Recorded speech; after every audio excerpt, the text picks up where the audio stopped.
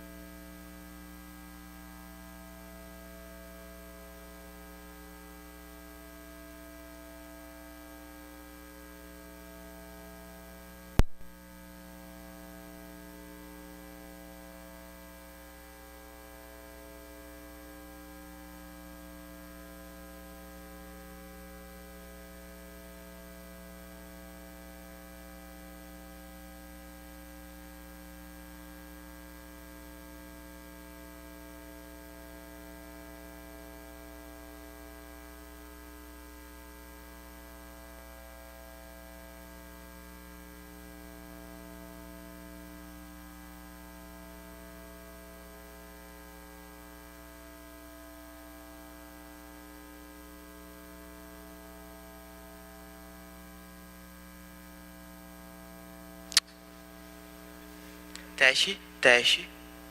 Marcelo, tá saindo aí? Teste. 1, 2, 3, teste.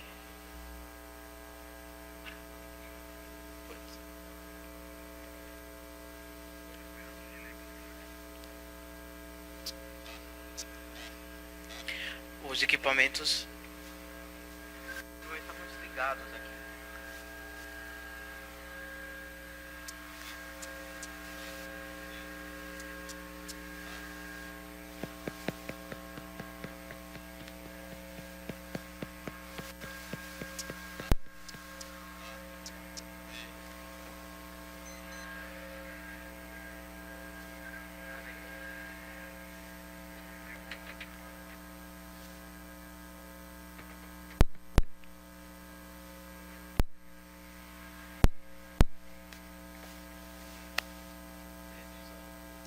Foi?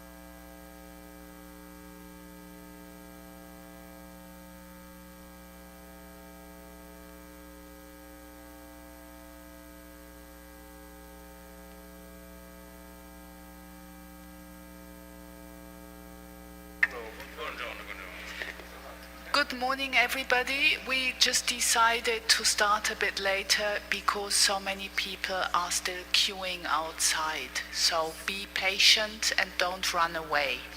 Thank you.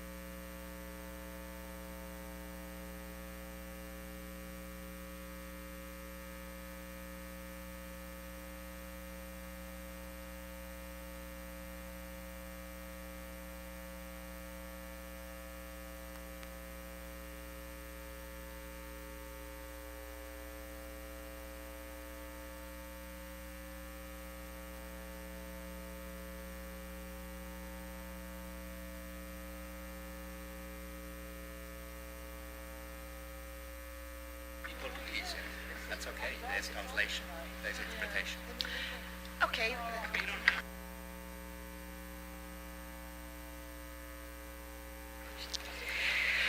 Good morning to everyone, ladies and gentlemen. Bom dia a todos e a todas. Eu sou Veridiana.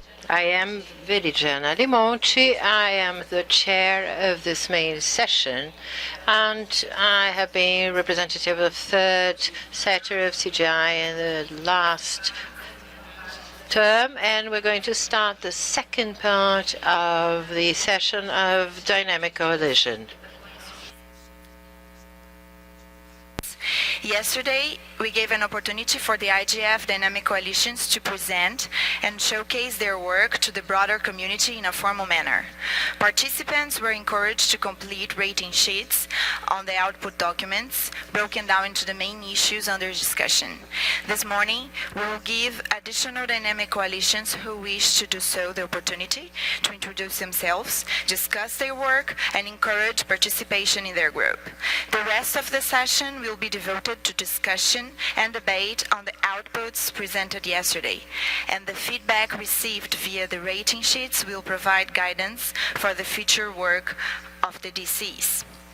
I will allow the session organizers and moderators to explain a bit more about how we envision the session going. I would like to give the floor to our moderators, Jeanette Hoffman and Rachel Pollack. The floor is yours. Thank you, and good morning, everybody.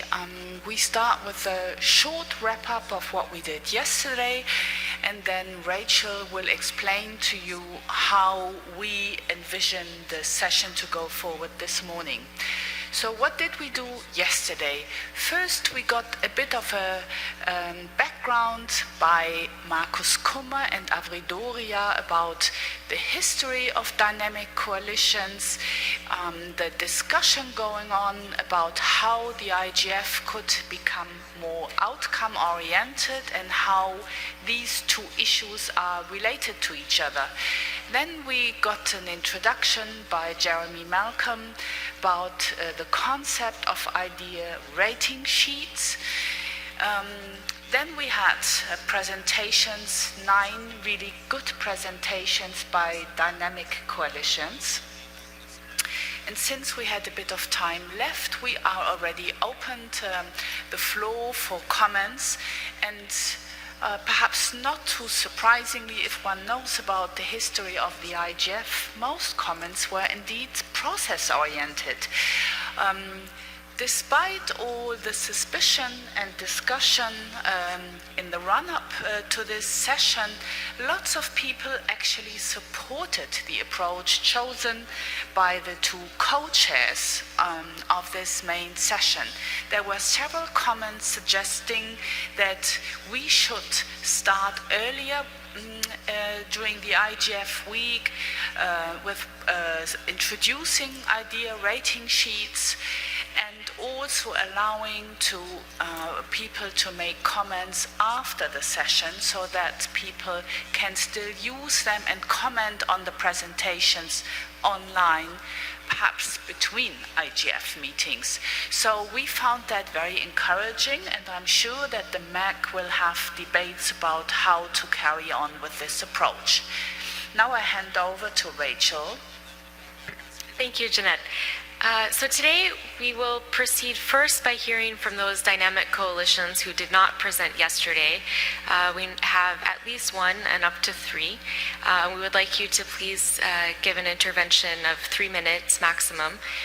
Then we will hear from Jeremy Malcolm about the results of the idea rating sheets, both online and the paper versions. And then we'll open the floor for debate. Please keep your interventions to a maximum of 90 seconds or 1 minute, 30 seconds. And we'll do that for about half an hour and then conclude with responses from each of the dynamic coalitions.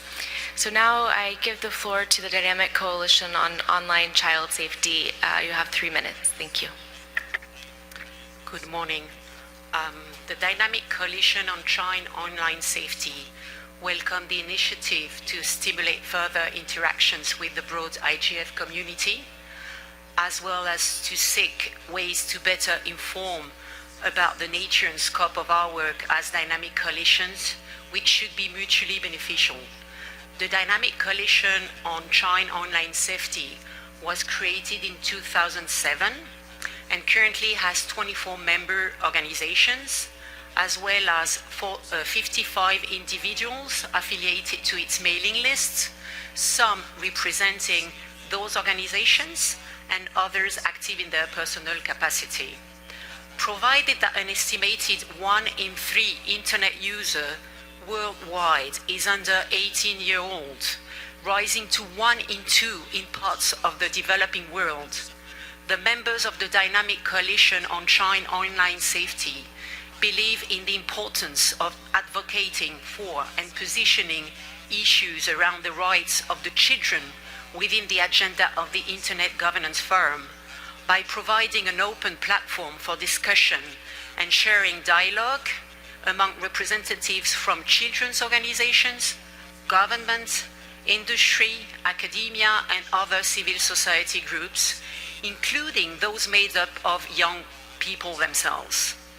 Children's rights, and in particular the issues about the link between those rights and internet governance, should be in the remit of all actors across sectors. It's not the sole responsibility of children's organizations. This is reflected by the wide variety of our membership and through concrete outcomes, which were inputted by a large member of our coalition, such as UNICEF ITU industry guidelines for child online protection. The Internet Governance Forum is one of the main actors in the Internet governance ecosystem. This is why we would welcome to hear the views of those attending today, whether remotely or in person, on how Internet governance stakeholders should embed the issues concerning the rights of children in the digital age in Internet governance policies and structures. We encourage all interested parties in joining our coalition to contact us, and we also look forward to further cross-collaboration with other coalitions. Thank you for your kind attention. Thank you. We'd now like to invite any other new dynamic coalitions who have not yet presented. Do we have someone from the Dynamic Coalition on Accountability? Thank you. Thank you. My name is Farzan Ebedi, and we have recently convened the Dynamic Coalition on Accountability of Internet Governance Organizations.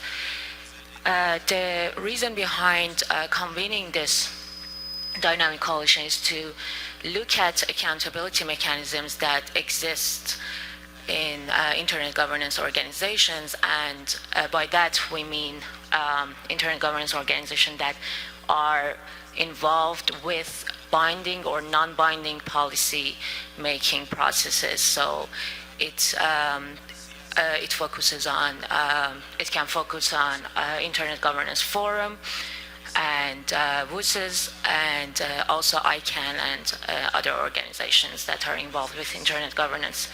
The importance of accountability comes from the fact that if we need to uphold the Internet governance principles that we always go on and about and talk, and we want to be multi-stakeholder, we want privacy, or we want transparency. If we want these things, we need to have certain accountability mechanism to make the Internet governance organizations accountable and transparent. And if they are not, then we should have some form of some process to for redress or for reformation. And we have recently convened this dynamic coalition, and we are. If you have any suggestions, or if you would like to give us any kind of feedback, that would be great. Also, you can become a member. Also, you can become a co-organizer, and we will welcome any kind of suggestion and participation. Thank you. Thank you very much. Are there any other dynamic coalitions, perhaps freedom of expression and freedom of the media? If you would like to make a few remarks, can come up. Thank you.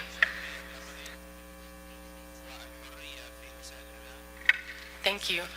The freedom of expression and freedom of the media online had a pretty full discussion to set out our agenda for the coming year. The past 5 years have been focused on issues of intermediary liability and the Delphi case, and now that that case has been ruled on, we decided what the next objective will be to look at the different dynamics of censorship online, from the public-private privatization, self-censorship, and algorithmic censorship, and to elucidate those over a series of thematic issues such as countering violent extremism, violence against women online, child safety, and we look forward to working with other dynamic coalitions to make sure that the elements of freedom of expression and freedom of the media are considered within responses on how to deal with other issues. Thank you. Thank you, Courtney. I see that there is a question from Luca. I give you the microphone. Not really a question, more a piece of advertisement. So together with some colleagues, we wanted to create a dynamic coalition on drone governance. So if there is any person in the room interested in exploring drone governance, not clearly only from military use, but mainly from a civilian use, well, they can contact me after the session. Thank you. Thank you, Luca. Okay, now we'll hand the floor over to Jeremy, who will discuss the results of the idea rating sheets. Thank you very much. So, despite the fact that we left almost no time for people to complete the idea rating sheets, we do still have a few interesting results. Not so much results in terms of a clear consensus on any of the substantive points, but more results in terms of how the different idea rating sheets have been received and which approaches to drafting them have been more successful. And I guess the topics that are most contentious and the topics that are most popular. So let me begin by saying that clearly the most contentious and or popular of the dynamic coalitions based on the number of responses received are net neutrality and public access in libraries, interestingly. Now this could reflect a number of things. It could reflect the fact that those coalitions did the most outreach. It could reflect the innate controversial nature of particularly net neutrality. We also find that all of the 7 topics, but 2 received only positive responses or neutral responses. There were only 2 dynamic coalitions whose ideas received any negative responses at all. One of those, again, is net neutrality, and the other one is core internet values. Now, core internet values is, I'll begin with that one because that's a bit of a problematic one in the sense that we received 1 hour prior to the opening of yesterday's session a new set of idea rating sheets for that coalition, which we weren't able to put in the paper version. So the paper version only has 1 question covering the entirety of the core internet values topic, and that clearly wasn't successful because we can see on that sheet virtually no one responded, either online or offline, and amongst those who did, there's a real spread from disagreement to agreement with no pattern at all. But for the revamped online idea rating sheet for the Core Values Coalition, we have a much more useful output in that there's a much more interesting spread of responses, more responses, and so I think the lesson for that, from that for the dynamic coalitions is don't just have 1 question. Split up your question, your ideas into, we had recommended between 5 and 10 questions. The one question on the core values sheet which received a negative response from some was on the end-to-end architecture, and that probably makes sense because it was already stated in the session yesterday that end-to-end architecture is something that has been compromised in the internet as we know it today. So that's some feedback that the Core Values Coalition will be able to go away with and think about maybe how they reframe that question or present it next year if they wish to do so. So I've said that core values maybe made a mistake of only having too few questions. There's another coalition that had perhaps too many questions because there was only one response, and that was Internet Rights and Principles. We didn't have a paper sheet for them because there were 21 questions, but even on the online version that was by far the least responses that any of the coalitions received. The most number of responses, I should say, was still not very high. It was 18. So we're not talking representative in any way. But I think that maybe shows there needs to be a balance struck between having too few questions and having too many. What else can I say? Gender. Again, there's probably not too much in terms of the number of responses that I can talk about the results for the Gender Coalition. Internet of Things, likewise, there's not enough to be really representative. Okay, net neutrality. So in the Net Neutrality Coalition, we had 5 civil society responses, 3 private.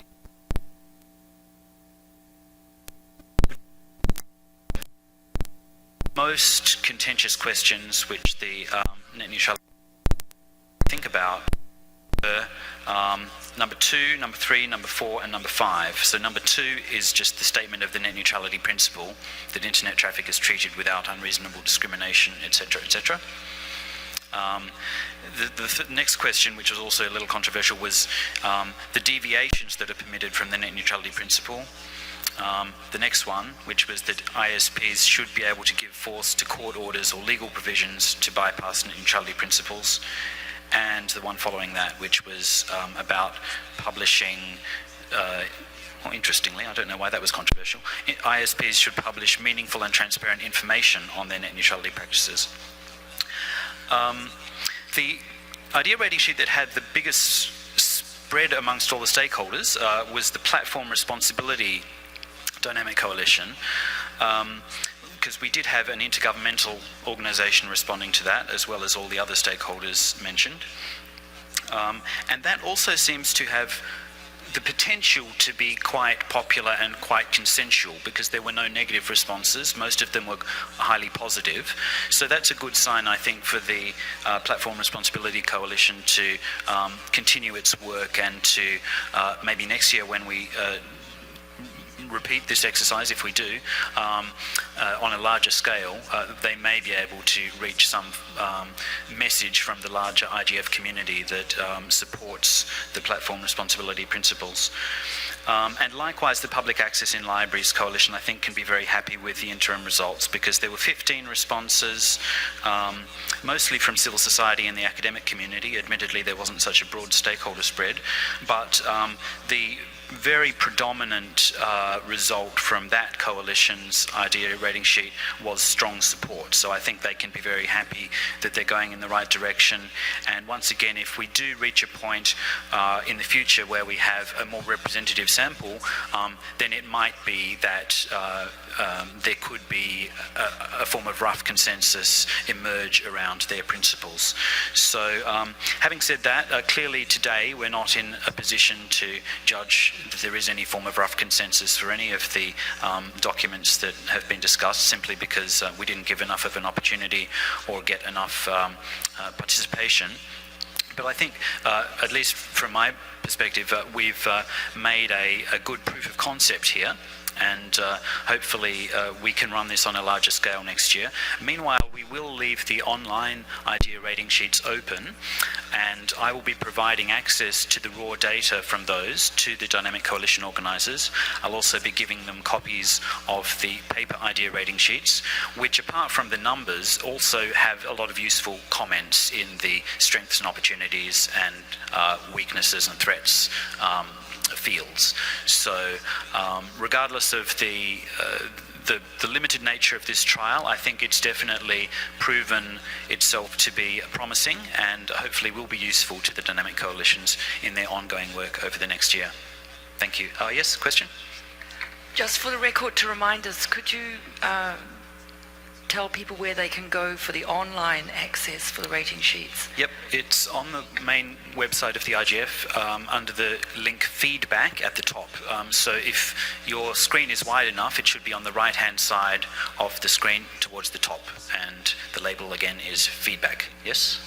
Thank you, Jeremy. How long are these going to be kept open for? Well, yesterday it was suggested we leave them open indefinitely, so we don't have a date when they're going to be put down. We can get interim results at any time, so if the dynamic coalitions want to start working on the results next month, we can give them the results, but then leave it open for as long as we want to.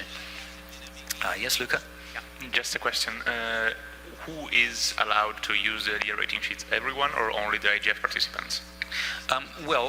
There's the IGF community in theory is the whole world, right? People have to sign their name, they have to give their name, and they have to give their their stakeholder group. But at this point, we're not going any further to accredit them in any way, so it's really open. Any other questions on the IDEA rating sheets before we move on? Back to the moderator then. Thank you. Thank you, Jeremy. I think this has been a really interesting exercise and has provided some helpful feedback and lessons learned if this exercise is repeated next year. I think Aubrey would like to make a few remarks. I had just one, actually, most of the remarks I wanted to make got covered.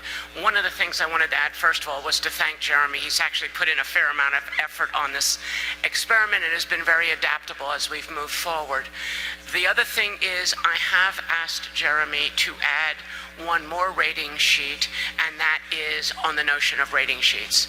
So as people go to the survey button, it won't be on the paper ones, but as they go to the survey, if they want to comment on the whole notion of rating sheets themselves, it'll be possible to do that.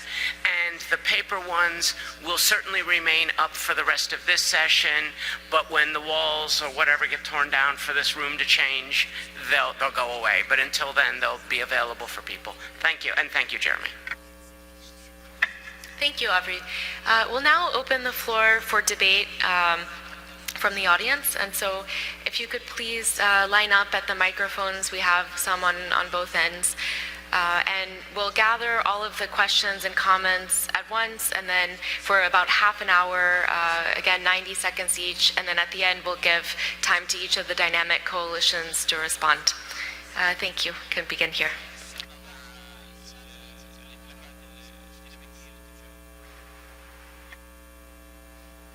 Yeah, I think we're having a problem with the microphone. Hello, can you hear me? Yes, thank you. You could also please state your name and affiliation. Yes, I will.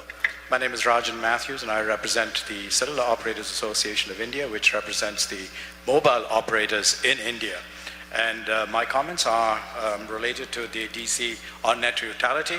And my comments are as follows. First of all, please, I'd like to be on record that the DC does not fully represent the perspectives of the industry, certainly from India. We have subjected the comments, and they've submitted them, and there's no result and feedback given to us as to why some of our comments were rejected. The transparency is in question, and we are adamantly not in agreement with many of the points that have been highlighted by the DC, and we don't believe that it is fully transparent. It appears to be a top-down type of a push-cram type of an exercise, and for that reason we stand opposed to many of the elements that are enumerated in the DC. Secondly, the process is, as I indicated, requires improvement in terms of involvement of the community, all aspects of it. We are opposed to the IRS document being used, and I'm glad that that alternative has been provided. Our objections are indicated in a document that has been submitted.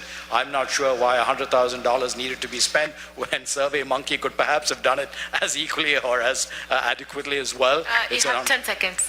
Yeah, and I'll close with just this one thing, saying is that please, the IRS should not be used as an instrument for gorging consensus. Thank you.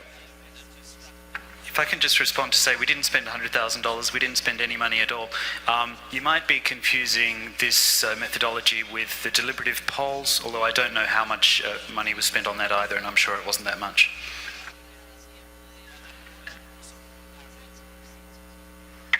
Luca is asking for the floor. Yeah, just if I can provide a quick reply. I think that some of the participants may be confused providing comment and having their comments considered and integrated with copying and pasting what they wish to have in the statement. For instance, I wouldn't say that the comments from the gentleman from the COAI have been ignored, and indeed one of the exceptions. Excuse me, Luca. Actually, we're gathering all of the comments and questions at once, so if you could please keep your remarks. Yes, I mean, I was concluding, saying that one of the comments that has been provided by the COAI is one of the exceptions included in the paragraph 3, so I would say that they have been ignored. Please don't get into the details of the response now. Thank you.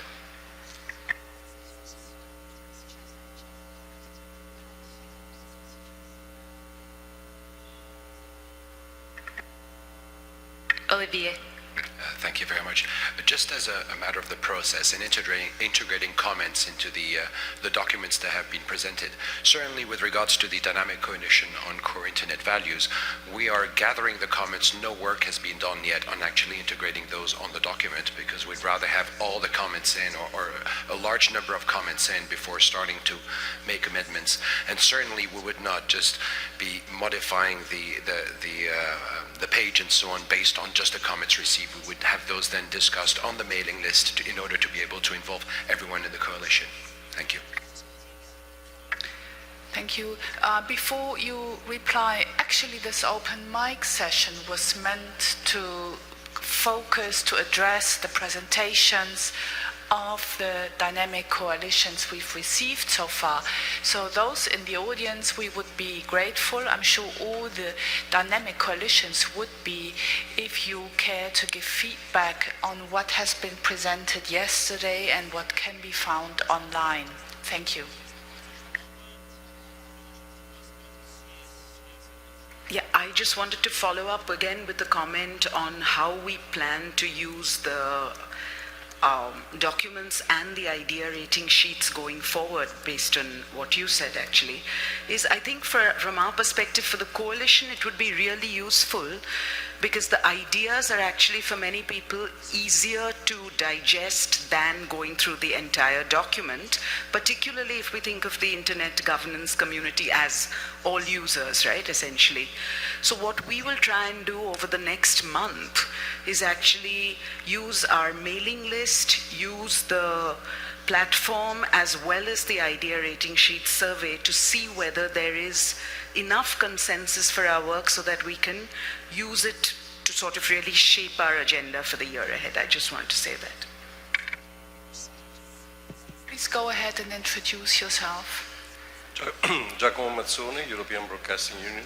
We participate to 4 of the dynamic coalition, so we have a broad view on the various activities, and we are very happy of the work that is done there, because I think the dynamic coalition mainly help to focus on specific aspects. So then some of these aspects suddenly become trendy and fashionable, but the work has been done during years in which was not so trendy, not so fashionable. So it's a very important tool for the IGF and for the future of the IGF. In this sense, I think that there is a discrepancy between the way we work at the MAG on the organization of the workshop and the dynamic coalition. There is a gap, because sometimes the work that is done within the dynamic coalition and the process to assign the workshop is totally separate and split. So we have duplication, same thing coming over in various workshops, etc., etc. So I'm wondering if among the things that we add to the list, the shopping list of what we have to do, there is not the possibility to work a little bit more on that. And I'm sure that Marcus, from his wisdom, he could suggest a way to do so. Thank you. Thank you. I'm sure the MAC will take note of this recommendation. Are there more comments on actually the substance of the dynamic coalitions from the audience? Otherwise, Marianne, go ahead. Yes, thanks very much. The IRP Coalition is the guilty party for providing 21 questions. The reason being that we have seen the rating sheets as an opportunity to present what is quite dense material in another way. So I would like to applaud the IGF and also Jeremy for actually providing a multi-sided way of feedback. There is the paper form, in which case our approach is perhaps not the best, but the online rating sheets are really quite fun, and I think this is a way we can actually communicate and spread the idea of getting people to engage, at least in our material, in another format, in another kind of length, another modality. So we're certainly looking forward to the online aspect of this exercise in turn. I think that's important to carry on. The online platform itself, for our substance of all of us, I have great respect for. I think we've got something really important there for a long-term, wider form of feedback. If you look at what the students from Syracuse are already providing, I think we can say this has been a huge success, online and offline. Thank you. Do you want to go a bit into the substance of the feedback you've got? It's an enormous amount of feedback from the students. First of all, from Facebook, we had some very pertinent points about phraseology, about phrasing, and we've responded. In one case, they suggested we should change a phrase to innovative business models, and in those cases we responded with the fact that the text covers that idea, and there's another section that we will take to the coalition. We're not thinking so much of rewriting the charter at the moment. I think that's something that could happen. As for the students, very briefly, their comments are very wide-ranging, but what is very striking is that they are speaking very self-consciously as the digital natives. This is our communication. This is for us. We think at our age that privacy should be respected. They have some very pertinent comments about consumer rights, about education, about cultural diversity. They are very, very concerned about their freedom of expression being constricted in many ways. But they have looked very closely at the text of the Charter, but also of other DC coalition input. Sometimes they've written essays, so I really, Jeanette, can't quite summarize it today.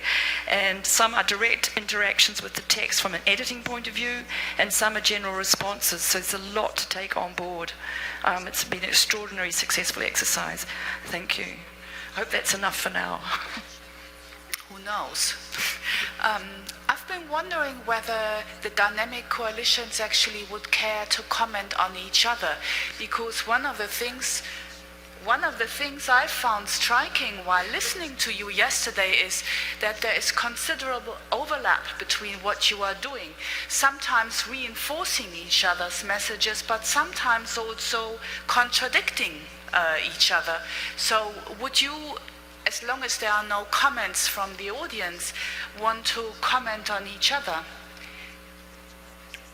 More than a comment on each other, I think that yesterday afternoon was an excellent occasion to, for the first time, meet and understand that a lot of synergies could be created, a lot of duplications could be avoided, and a lot of work could be done together. And actually, maybe because of the proximity on this side of the table, we have already started to think about some potential actions that could develop together. So I think that regardless of the format that we will use in the next years, a meeting for dynamic coalitions coordination is essential to me.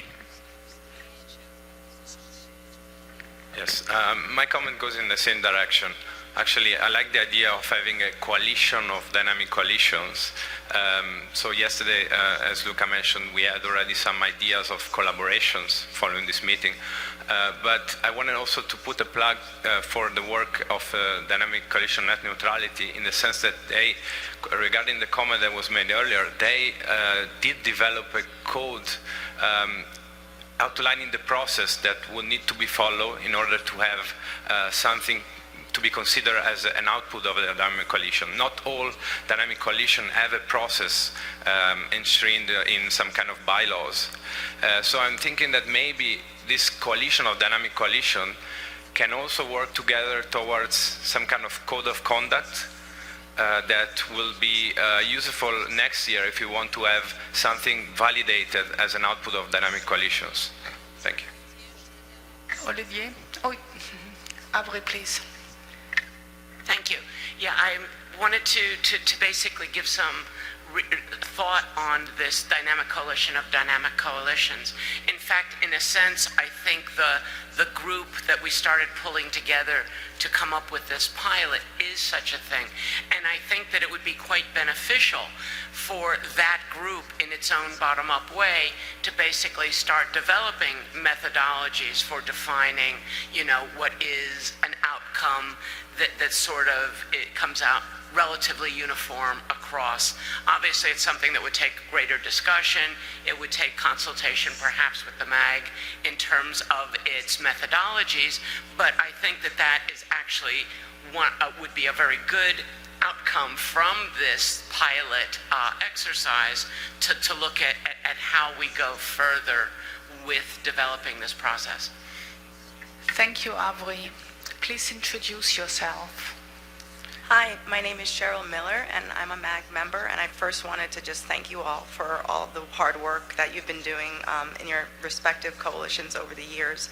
I know you guys don't get paid to do that, and it's a heavy lift in many instances, and so thank you for that. And also thank you to Avery and Marcus for all of their work with the dynamic coalitions.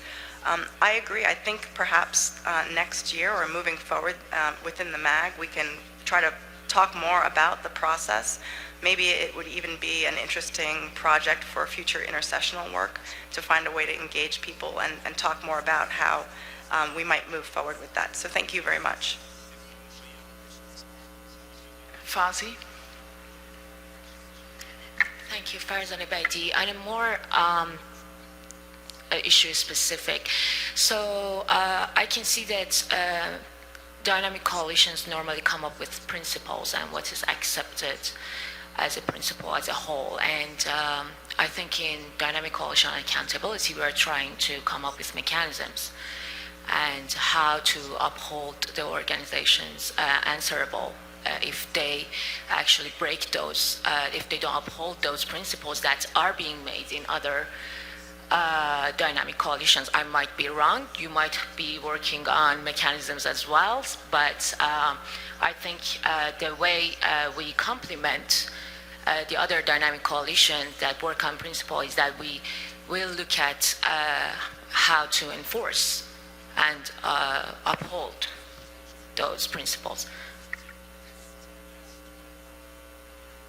Please introduce yourself again. Maarten Botterman for Internet of Things. I very much agree with the idea of to have some format that is not only working for us, but also recognizable for other participants. One of the discussions we had in the Dynamic Coalition Internet of Things yesterday was, how would it be if all these things would have different interfaces? For the same thing that one time you need to give a voice command, at a time you need to put your finger in your ear or whatever you need to do to make something to happen. And basically I can see the challenge for people at the IGF to interact with dynamic coalitions that all have their own ways. So if there's some recognizable pattern that still work for us, that would be great. That's the first thing. Second thing, yes, we are so busy doing our thing that we have too little time to listen to each other, and subjects like data and privacy are something that touches upon many of our different dynamic coalitions, and I've heard some sensible remarks about it, and it's different remarks, different discussions that are not connected. So also maybe we are able to identify a couple of issues that we need to discuss in this coalition of coalitions. So I hope this helps. Marianne? That's one possibility. Another possibility is also to consider dynamic coalition representation on the MAG, either as a rotational elected representatives from the DCs on the MAG, and that could integrate and communicate our work better between us. Substantively about the issue about who is doing what kind of work and where our work overlaps or resonates. I think we've already started to understand just how we work in terms of our priorities, but I would urge caution about over hasty programs of standardization. The dynamic coalitions are very diverse and their concerns are diverse and require different approaches. And some approaches require clearer forms of enforcement or mechanisms, as we call them. Other approaches are about awareness raising, about learning to understand another point of view or experience in the case of, for instance, disabilities. So I think we need to be careful about getting too standardized too quickly and move forward with the diversity. So thank you. Thank you. The Freedom of Expression Coalition would like to agree with that approach. I think that, as you pointed out, there are many different things that the dynamic coalitions are trying to achieve, and sometimes it's about exploring different options and understanding the issues. So the standardization is probably not the best approach, but the idea of coordinating with other dynamic coalitions we strongly support. Thank you for all your comments. Just let me remind you that we were supposed to talk about the content produced by dynamic coalitions. And for whatever reason, IGF participants easily get worked up about process, but have problems to focus on content. So I know that you all want now to discuss the issue of standardization and minimum principles for dynamic coalitions. But I would still like you to think about the overlap, the substantial overlap between you. And I would think that if a coalition, a dynamic coalition of dynamic coalitions emerge, it should not only talk about process, but also how you take each other into account in terms of developing principles and standards. Perhaps you could sort of propose some ideas about how to go about that substantial overlap. Thank you. Who is next? Olivier and then Andrea. Okay, Andrea first, sorry. Thank you, Olivier. Well, since we actually did produce what could be considered a standard, and I'm actually going to comment on what we presented yesterday and about the overlap. We affect everybody, so we overlap, definitely. Every single dynamic coalition has an issue where accessibility for persons with disabilities would, in fact, impact your work. Also, we do things in two areas. We deal with actual access to the internet and some of the different kinds of problems that people actually encounter in trying to use the wireless internet and different programs that exist, including platforms. Also, we find it a place to give ideas to the industry that comes here on how to better serve not only persons with disabilities, but everybody who uses the services that they provide. I mentioned yesterday about what we call conferencing tools that we use remotely, remote conferencing tools, that not one of them really satisfies the accessibility needs of the community. And what we have found is that captioning is probably the best example. They fought it like mad, like some of us are fighting dynamic coalitions, but everybody uses it. And we found that there were non-disabled, quote, to use that politically incorrect term, that we found that that was useful. So we have, in fact, written the standard. We called it the Dynamic Coalition Guidelines.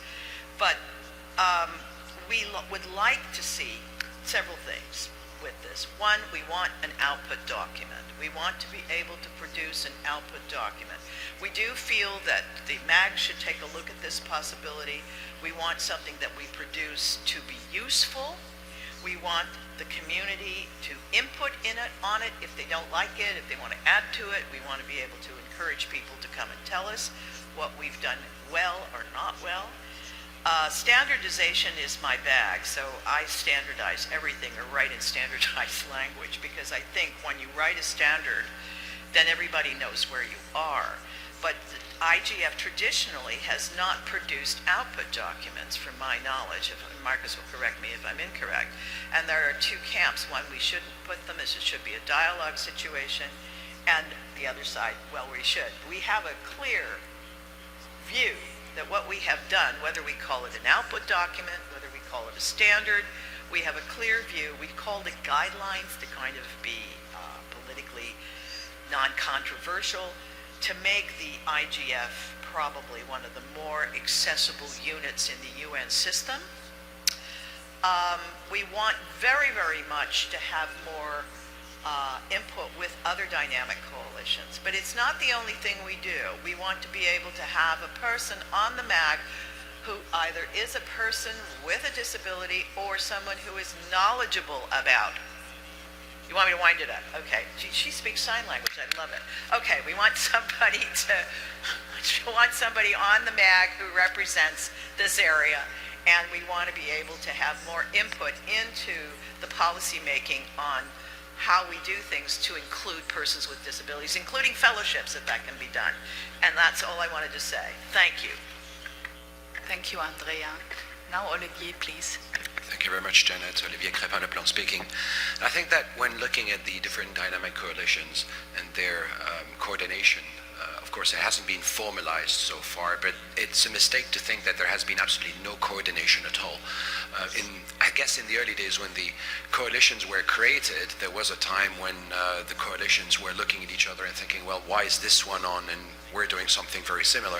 Certainly in the Internet Rights and Principles Coalition and the Core Internet Values, there was some overlap, but very quickly, I think that with some people being in both coalitions, there was certainly some bridging of discussions, and we ended up with each coalition finding its own bed, as you would say. So the overlap was basically more of a collaboratory nature rather than an overlap being of a conflicting nature. But certainly the meeting that we had yesterday, I think, was extremely good in that we were able to have all of the coalitions in the same room. And as you know, IGF meetings are so busy and so intense, it's very difficult sometimes to get everyone in the same room. And as far as the Network Neutrality Coalition is concerned, I had a chat with Luca afterwards, and certainly I would say great aspects of their work would feed into the Core Internet Values Coalition. And I guess in the other way, there could also be some that go along over with the network, with the Internet of Things Coalition, since there are Internet values related to this. So this is, I think, the first step to then having a more formalized collaboration between the coalitions. So perhaps one way to go forward would to ask each dynamic coalitions to sort of point out statements of other dynamic coalitions that they really fully subscribe to.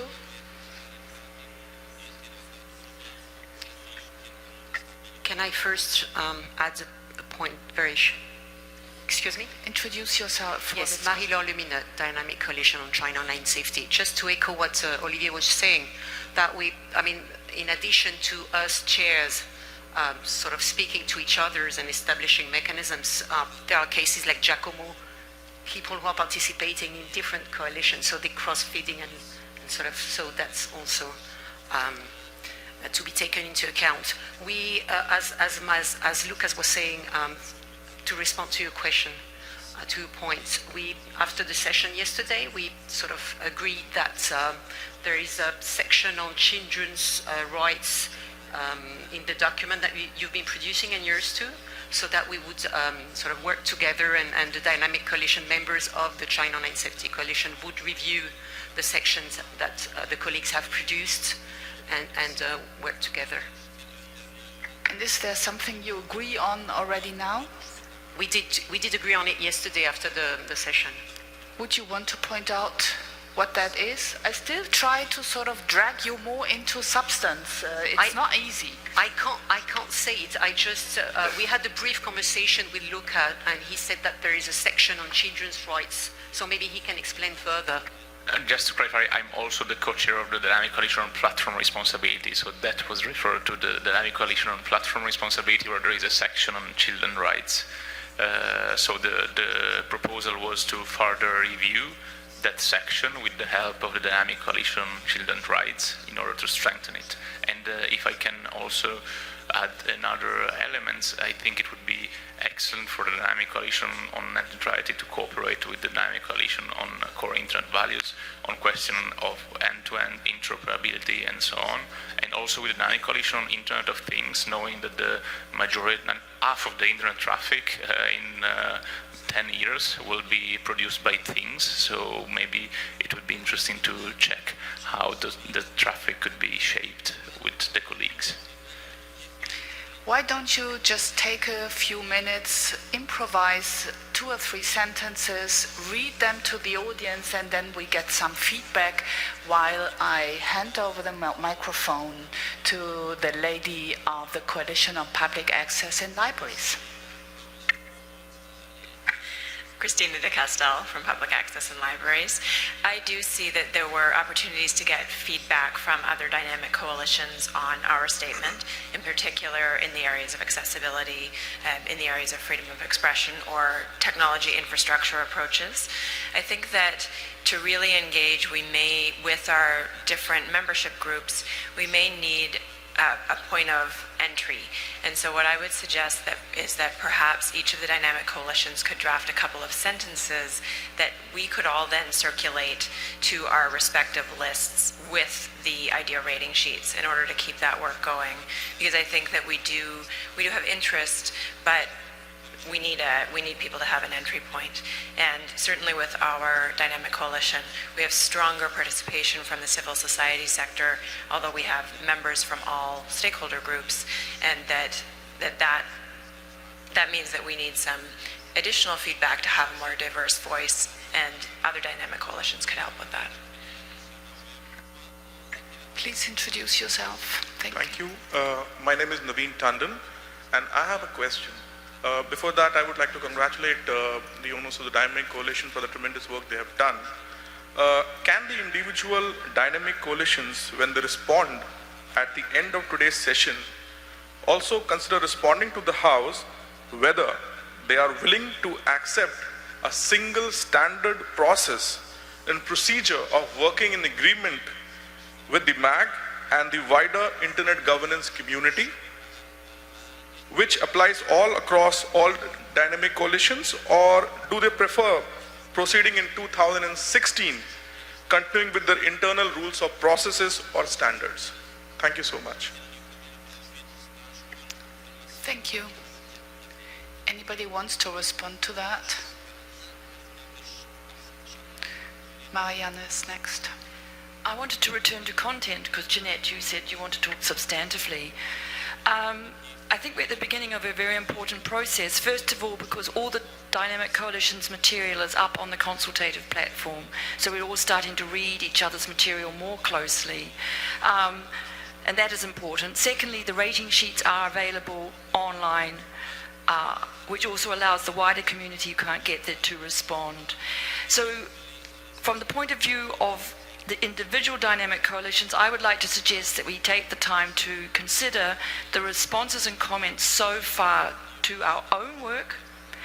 And then a second stage would be, I don't want to make more work, I'm sorry, but a second stage ideally would be then to start to interact with each other's work. I personally did actually post some comments on other dynamic coalition outputs, because I sort of thought that's only fair, and this is a chance to do so.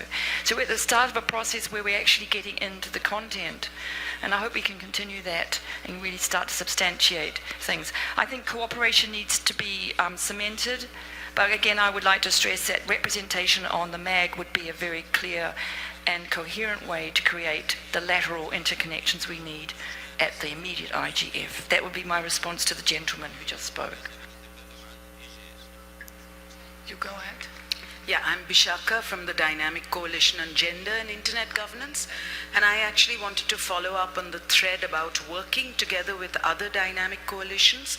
This is something that is already on our action plan for the year ahead, simply because we too feel that gender is a cross-cutting issue, but that perhaps it's the kind of issue where there is a tendency to assume that it links more directly with certain dynamic coalitions and a tendency to assume that it's far removed from the others.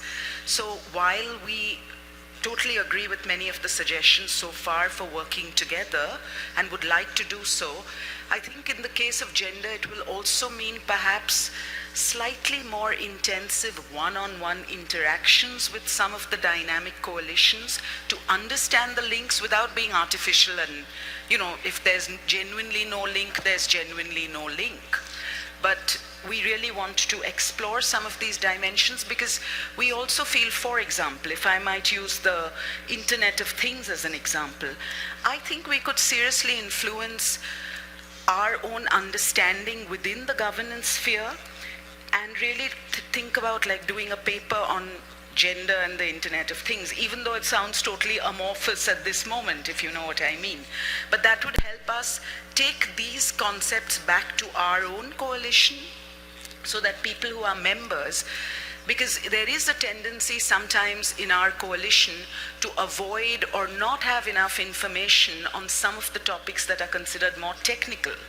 So that too would help us with our constituency in many different ways. So this is something that we would like to do. Going forward, there's another question that I'd like to ask all the coalitions, which is, it may sound a little odd, but because most of the conversations around internet governance have been confined to the IGF community as well as that particular website, I'm curious about whether any of the coalitions have considered taking some of these issues to wider platforms, including social media, in terms of just building a broader constituency of governance, which is not necessarily people who will come to the IGFs, but who are definitely like internet users who are concerned about these things and what people's views might be on this. Thank you. Avri. Thank you. First of all, that wasn't why I raised my hand, but I think that that's wonderful. I actually think many of the dynamic, because I also am on the list for many, though pretty much just a lurker on most, are already doing that outreach, and that's what we're bringing in, or what they're bringing in many cases. But I think expanding that is really quite good. I wanted to go back to the gentleman that asked for a pledge. It almost reminded me of a political campaign. But basically, I think that would be problematic in a sense, and so I'm hoping that we don't get a pledge, because one of the essential natures of the dynamic coalitions is their bottom-up nature, is the fact that people come together from these broader communities. They're not a top-down, the MAG will sort of determine. And speaking as a member of the MAG, while I hope that the MAG works with the dynamic coalitions, and I actually think having, whether it's liaison or representation or what have you, of dynamic coalitions on the MAG is a really good idea. I would think it unfortunate if the MAG somehow became a determinant of what was the one-size-fits-all that was imposed on dynamic coalitions. I think we need to integrate them more into this community, but I think we have to keep that bottom-up energy where the kind of coalition it is, the topic that it works on, the population that it's outreaching to, has a lot to do with determining how it does its work. Now, certainly at the IGF level, when we're talking about do we want to decide something is not output from the dynamic coalition, that they should do on their own, but output from the IGF, then certainly there's a certain amount of give and take between the coalition of coalitions and the MAG and the larger community. But I'd really like to avoid making the MAG a top-down determinant of how dynamic coalition should work, and asking people to sign pledges while we're still trying to form ideas would seem problematic to me. Thank you, Avri. Cheryl? Thank you. So I just want to go take a step back. I don't know that I would consider the gentleman's comment a pledge, but earlier today I was talking with some of the youth that are here at the IGF, and they were asking me about the dynamic coalitions. And so I think from the perspective of a newcomer, and I was a newcomer, I probably still am a newcomer to the IGF, having a certain amount of process is really important, because people don't really know how they can engage and in what ways they may engage. And now there are a number of dynamic coalitions. You guys are growing. There'll probably be many more next year. And I think it is important. I agree. You don't want something that is so strict and prescriptive. But when you're working on documents and you're moving towards wanting outputs and other things, it's really hard as a new person just coming to the IGF and wanting to join a coalition to know, okay, well, first of all, what the heck is it? I mean, you all know, you guys have been steeped in this. But I just raise it from that point of view to have you guys just chew on that and think about that. Thanks. Thank you, Martin. Thank you. When I talk about standardization, I realize what my colleague said, maybe I'm more technical than others, and I'm a business economist, by the way. I talk about interaction, which is like make it easy for the outside world to understand what's going on with us. That's not determining how you manage your internal processes at all.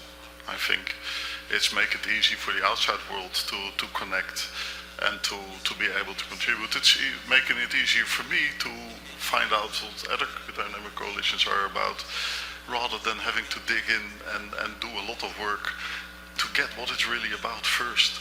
So that's an important plead. The second thing is that, well, I'm sorry for being 10 minutes late, but I was 10 minutes late because there was actually a workshop on Internet of Things here at this same IGF. I don't say that Dynamic Coalition should be the only one having a workshop on IoT, but I think it's good that these are also cross-informed, if not set and I'm not talking about setting the agenda, but at least ensure there's cross-information going on, also beyond the dynamic coalitions. Workshops are not supposed or not expected to work intersessional, yet they do important work too, and let's consider it too. Thank you. Nicola? Oh, go ahead. I can go. Thank you. I wanted to add a further remark. This is Nicola Zengales from Platform Responsibility Coalition. In relation to the question of substantive overlap, I just wanted to mention that I think there are two dynamic coalitions which would work particularly well in synergy with our dynamic coalition. One is, again, the Internet of Things. One of our concerns with platform responsibility is to make sure that human rights are respected as we move to a more hyper-connected and increasingly automatically enforced world where rules can be already implemented by machines which are connecting to each other. So there we, in our rules, we try to preserve the autonomy of users, in particular by making sure that they are given the due process before any content removal, and that any use of their data only follows after they have given their consent, or at least they are adequately informed about the way in which data are going to be used. And with regard to the dynamic coalition on gender and internet governance, I mean, this is one of the very hot debates, I think, regarding, the extent to which intermediaries, online platforms should proactively, protect minorities. To that extent, maybe it goes also to the dynamic coalition on accessibility and disability.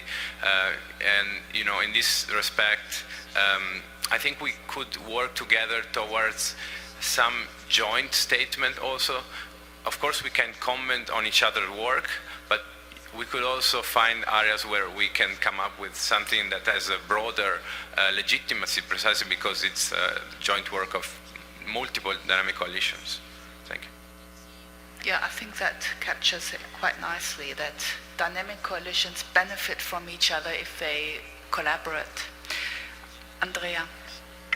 Naturally, we would love all the dynamic coalitions to listen to us, for sure. And I want to bring something down to a practical level and how we could work. Am I not speaking properly? I always think I'm so loud, like I don't need a mic, but thank you. I want to bring it down to a practical level. How would we work together over the distance that we all live? We have a solution, and I'm going to bring it down to accessibility again. We caption conference calls. That's the easiest way we can do it. And one of the things is that, okay, we can wait to meet at IGF. We can do it by email correspondence, but that is very, very difficult unless you're disciplined and you appoint somebody specifically for that dynamic coalition to work with somebody else. That's one thing. Do you have a budget for that? We are supported by the ITU, and we have a budget for captioning. That's one thing. Second thing, the technical aspect. Internet of Things is very, very dear to us because we need to communicate with the standardization bodies that there are problems in not including persons with disabilities, because I am technical. There are lots of other issues. You're quite correct, the speaker just before, that the gender issue would be an important one. But I don't know how we can do this. If we want to work together, we have to come up with a way we do it, not just talk about it. So we have to maybe work together to find a way. And like I said, you have a budget for captioned phone calls. Thank you. Now it's Olivier, I think. Thank you very much, Olivier. Is it me? Yep. Thanks. Olivier Crépin-Leblanc speaking, Coalition on Core Internet Values. A few points. First, I'd like to support the points made by Avery on the dynamic nature and the bottom-up nature of dynamic coalitions. We have all had a different type of inception. The way that we're built is probably different structurally wise and so on. So trying to put a top-down standardization on the output and the organization is probably not particularly positive. Regarding the commenting on the ideas presented by each other's organizations, coalitions, I know that you'd like us to comment here, there and then. It's a bit difficult because apart from the ones that I know pretty well, having been involved with some of the work, I learned about the work of the other ones personally, so it's a little hard, and it all, after a week like this, is a bit of a haze. And it probably would be better to comment a bit later on, perhaps by... Feel yourself challenged. Well, I'm already challenged enough. Thirdly, I think there's also some process with regards to the actual feedback. We do have this ability to have all of the different rating sheets on the same page, but the documents to which those rating sheets are relating to are not actually linked from that page. It would help to have that, and I think at that point, all of our coalition members could actually access all of the documents of all of the coalitions and then submit not only feedback on their own coalition, but feedback on all of the coalitions that are there. That would really help. And finally, just a quick point on the idea rating sheet itself. Apparently, one of our members has said that when you hit return, it actually submits it. So there are some incomplete studies out there. You might wish to look at this, Jeremy. When you hit return, when you're in the text field, so it submits it without the... and if you want to go back, then it erases everything that you've written before. So that's a little bit of a problem. Thank you. Thank you, Olivier. As we only have about 15 minutes left in the session, and we really would like to have some substantive discussion, if at all possible, we're going to ask each of the dynamic coalitions to please give one sentence, one main idea of what you would like feedback on, and then if we can have any remarks from other dynamic coalitions, from the audience, to try to get the discussion really going. So I'll start with the gentleman from the Internet of Things. The feedback I would want from the audience is what your intent is? Well, that's a very general question. What do you think of our ideas, basically? And this is why these idea rating sheets are there. Difficult to ask it for one specific subject, I would say. Read the paper, come back. Just choose one that is really dear to your heart.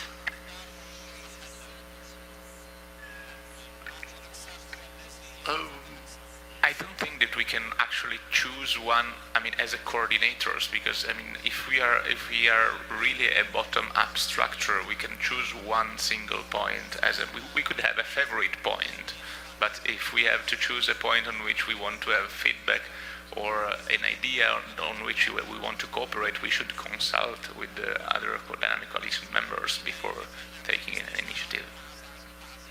perhaps you didn't understand. It's not about privileging one point over all others that your dynamic coalition is covering. It's about choosing one thing that you would like the participants in this room to comment on. And I cannot imagine that you need the feedback of your whole dynamic coalitions for that. Andrea, we could please, one thing. Right. We want to be in the MAG and we want to influence the IGF to use our knowledge. That's my favorite thing. Great, thank you. Child online safety. Thank you. In the statement I read earlier, I asked a question to the audience, so I would like to again read it and ask feedback from the audience. How internet governance stakeholders should embed the issues concerning the rights of children in the digital age in internet governance policies and structures. We would very much welcome feedback from the broad community now or at a later stage. Thank you. Dynamic coalition on public access in libraries. So we would like feedback on the idea of using libraries where they exist to initiate access for communities that are not yet connected, as this would be a starting point in a community that isn't connected that brings the greatest access the most quickly. Thank you very much for this one. Who's next? Freedom of expression. Freedom of expression.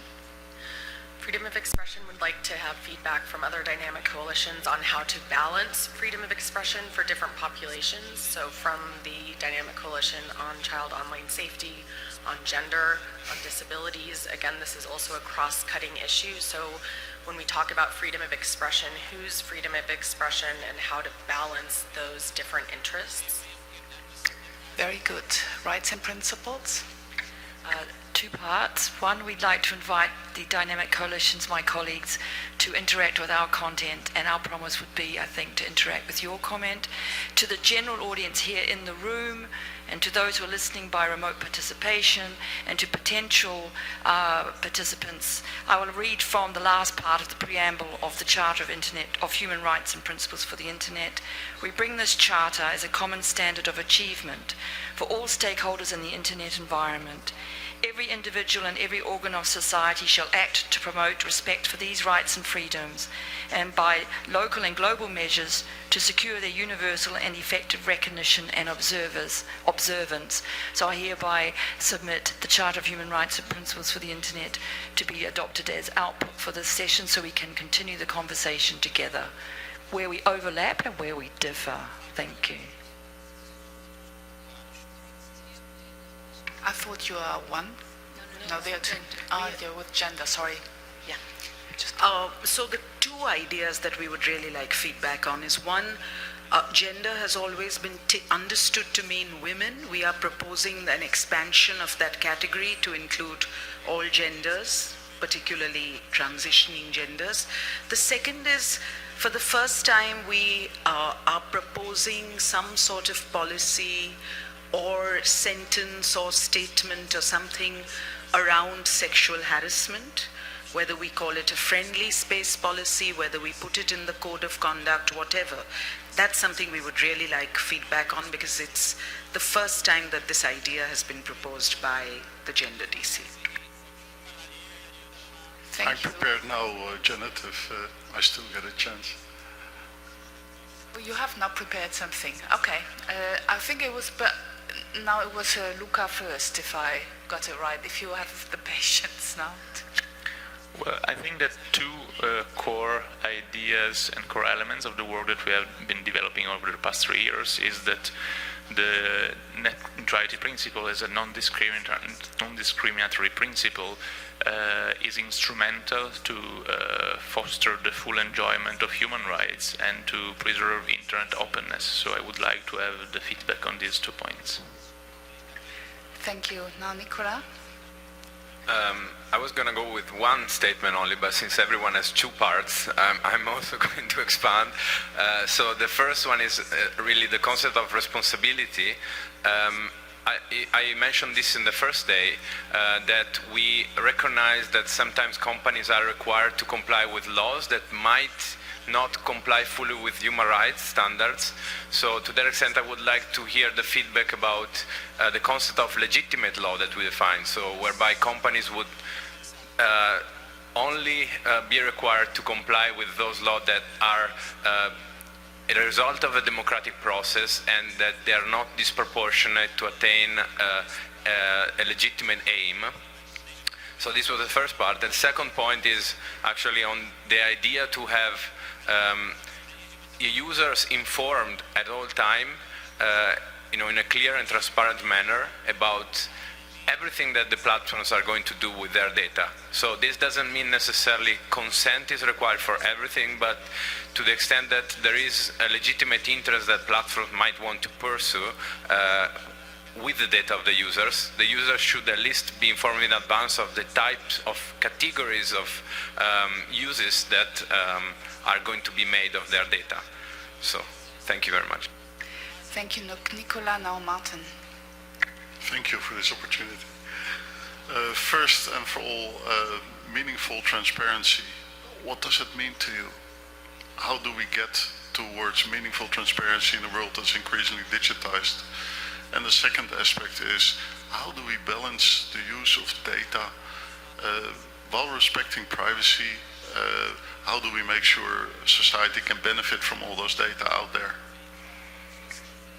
Thank you. I've been informed that the Coalition on Youth would like to ask for feedback. Hi everyone, this is Ephraim Kenyanito, and we didn't participate actively in this because we're currently undergoing restructuring. So we would like feedback on how to expertise from other coalitions on how, especially when you're doing transitioning processes, how to have a smooth transition steering committee. And apart from that, we're doing elections.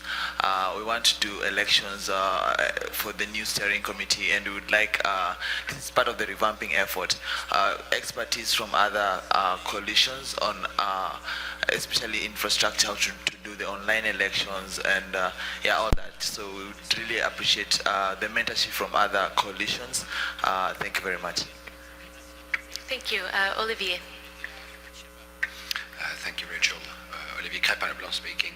I think there's only one point which we'd like some feedback on, and it's been a bit controversial, in that the core internet values could be deemed as unalterable core values.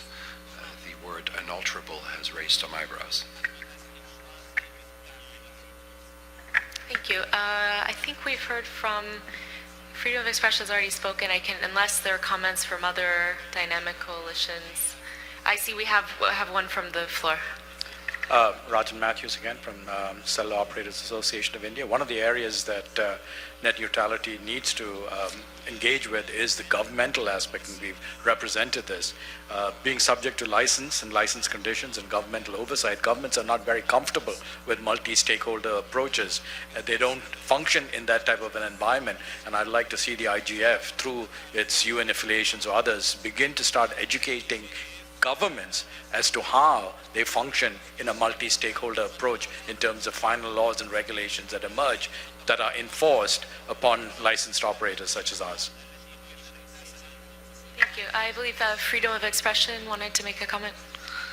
Just another request for feedback, especially given if there's remote participation, are specific case studies to understand the dynamics of censorship and the balancing between human rights and other rights, from specific examples from as many different countries and thematic issues as possible. We'll be compiling those over the next year.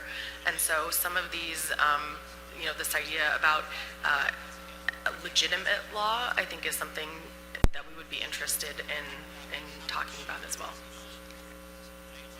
Thank you. If you could please, this will be our last question or comment from the floor. Please introduce yourself. Sure. My name is Dominique Lazansky. I'm a MAG member, but I'm also, I work for the GSMA, who represents over 800 mobile operators, as well as 250 ecosystem players. In response to the Net Neutrality Dynamic Coalition, net neutrality as a term is very restrictive, emotive, quite negative, and prescriptive, as we've seen throughout all the debates here this week. However, we believe that the open internet is a better term because it actually will be more encompassing, and it actually will preserve human rights among other issues, interconnectivity, security, stability of the internet. And so both Net Mundial output as well as the Council of Europe has been using open internet, and we think that would be a better term. Thank you. Thank you. We have one last comment from Luca, and then I'm afraid we'll have to wrap up the discussion. I think we've, yes, before it will end, we'll hand over the mic to Janis Kark. Oh, I'm sorry, no time for Luca. I'm being told. Sorry, Apologies for can that. can I exercise my right to reply?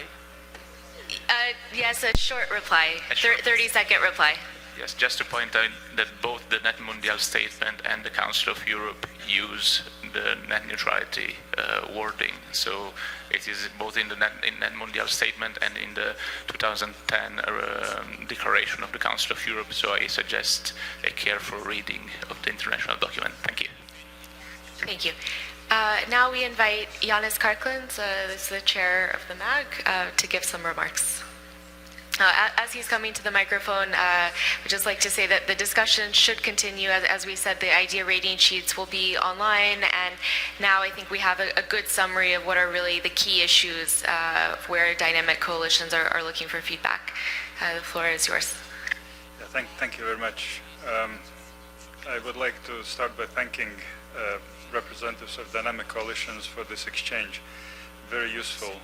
I was listening carefully because the question of how to engage and how to benefit from the wealth of experience and knowledge that dynamic coalitions accumulate in their activities intersessionally was on the agenda of discussions of the MAG.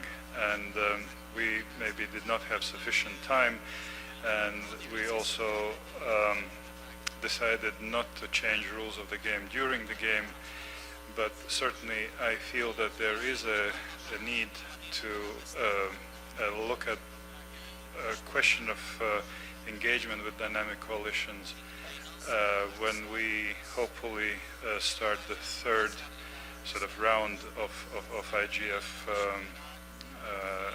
if that will be decided by General Assembly, hopefully.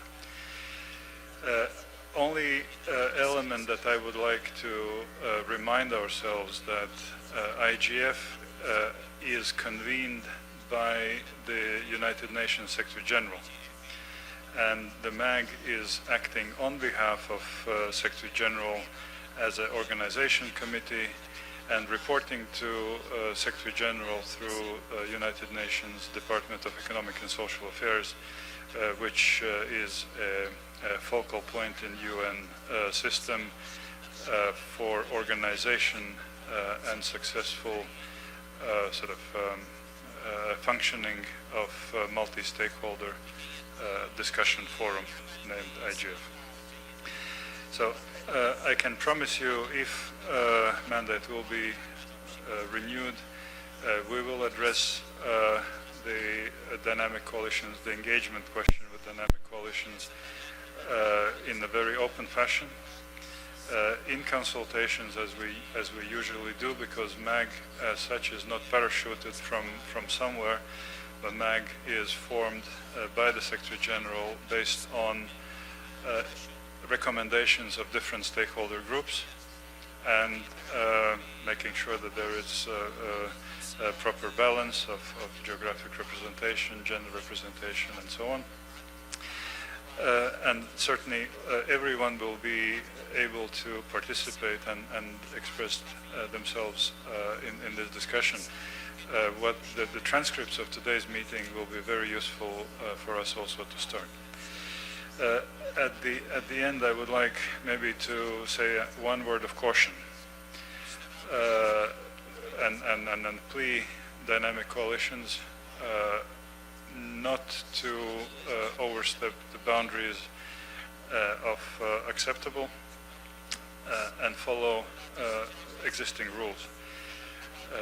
I noticed that some are using logo of United Nations, and believe me, logo of United Nations is the use of logo of United Nations is highly regulated. And so some of us may be in breach of those regulations. So please exercise maximum care of that. I'm not saying about logo of IGF, which use of logo of IGF is not regulated, but use of logo of United Nations is highly regulated. So thank you. And thank you all for this conversation. Thank you, Yanis. Thank you all for attending this session. I thought it was a promising start to be continued. Actually, we got more outcome out of it than I would have expected. And with these words, I hand over to our chair. Ladies and gentlemen, thank you for a very informative session about the disease work. Thank you to the moderators and to all dynamic coalitions who have presented. Taking just one more minute of you all, I would like to invite you to watch a video that raises awareness about the threats to Marco Civil, which is the Brazilian civil rights framework for the internet, approved in 2014. You can access it at bit.ly/spybill video. My sincere thanks to all of you for being here this morning, and it's now time to close the session.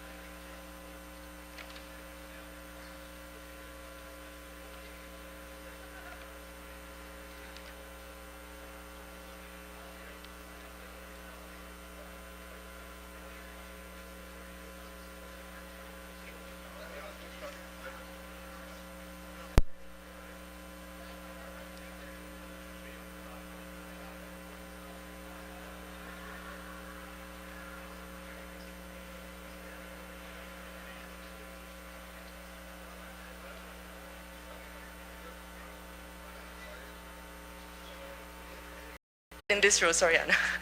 This row is kind of like open. We don't really want anyone's backs facing anyone.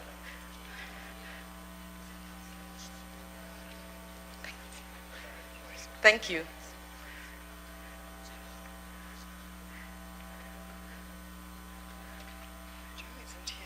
Should we ask him to open?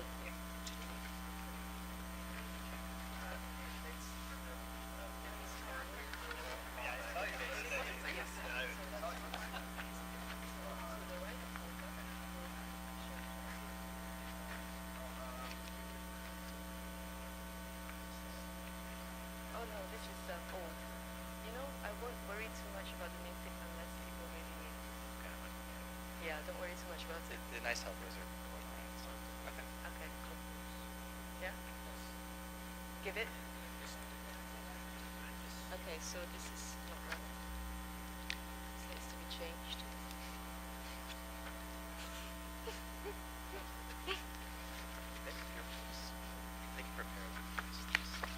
Okay. Should I give you an update of this?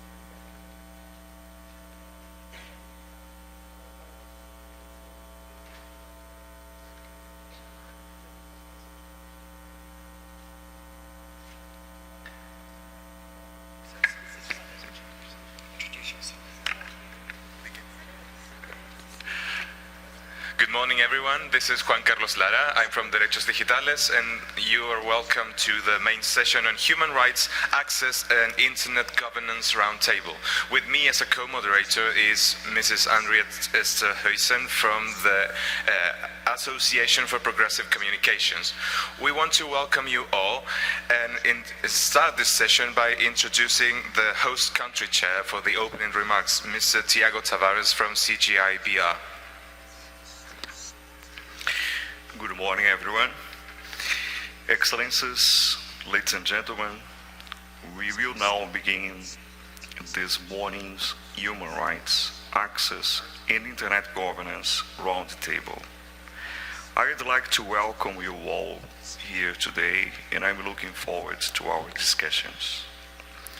The Internet can be a powerful enabler of human rights. As a medium of communication, the freedoms fostered by the Internet to express ideas, connect and associate with others, and exercise our human rights, creativity, and innovation are unprecedented. These freedoms are essential elements of personal autonomy, dignity, and basic human rights. Internet access is growing steadily across the world, entrenching the Internet in every aspect of our lives. For the more than 3 billion people who have online access, the Internet directly impacts the ability to access news and information, political speech, religion and culture, markets and trade, and libraries of knowledge. It's important to sustain and grow access as even more people connect online every day, and to do so in a way that supports human rights.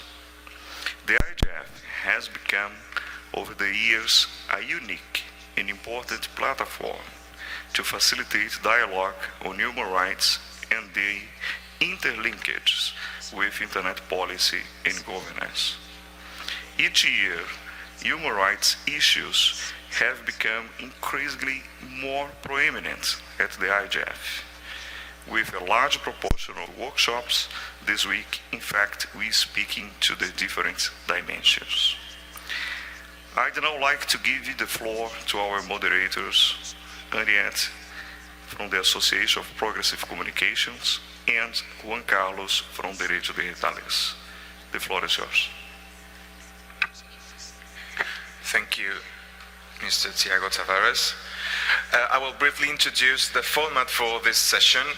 This session will be a roundtable, and we aim to have a very participatory session where we will open the floor to questions and ask our discussants on the table to discuss some of the key questions that will be provided to them, some collated through public calls within the theme of this session. The session will be split in 3 parts that we will be interrupting for comments and questions from the audience and the dynamic coalitions as well. And we will have as timekeepers Jack and Angelique, who will help us to carry this conversation in a dynamic manner. Also, we have to announce that some people will have to leave. This is the final day of the IGF, and some have important commitments. I want to start by asking one of our discussants, Mr. Frank LaRue, to give the opening remarks to start this session. Thank you very much. The idea today is to see what are the key issues that we have seen that are specific concerns for internet and freedom of expression around the world that have come out in this IGF meeting. I find that all IGF meetings are very diverse in topics and very complicated to hone down. But in this session, we still have the diversity, but there's a couple of topics that have very clearly come out systematically, and we have seen several panels. One of them has been the issue of hate speech and prevention of hate speech, and the idea of dangerous speech. What can be dangerous speech and what can be defined as hate speech? And this is becoming very specific concern with the question of migration around the world and the hate being thrown verbally at migrant different ethnical communities because of their difference of ethnicity, language, race, or culture in general. A corollary of this, and this I think is very important of this IGF, is the look at gender-based harassment and problems. I think APC has played a very key role in this, in raising this issue very strongly. How can we prevent the incitement to violence against women, or the harassment of women because they're journalists, or women because they're operators of justice, because they're lawyers or prosecutors, or other cases which I have heard in several panels. And this for me was a very crucial element, a very important element of this IGF. I personally believe, and this is only my position, but that when we talk about hate speech, we talk about incitement to violence, but it seems to me that the gender focus and women organizations have been successful in raising the issue that violence against women does not only mean physical violence, also means psychological violence.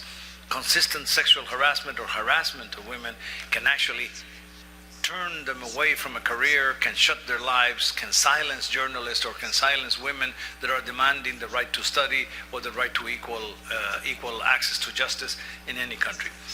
In a similar case, hate speech has also been addressed from a perspective of LGTB population, and how even in some areas of the world it has become part of the political debate that has been used during electoral campaigns. So it also has a distortion of the democratic process and electoral process where candidates use anti-LGTB population language to supposedly increase their popularity, but also to provoke discrimination and in many cases mobs and violence against LGTB human rights defenders that have had a very brave approach in opposing this, including legislation that in some countries has been proposed and they have had to backtrack.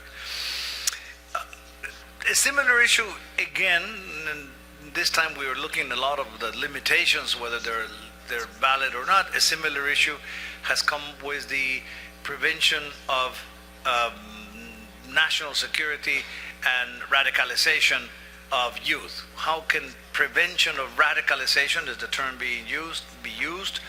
I think this is a legitimate concern.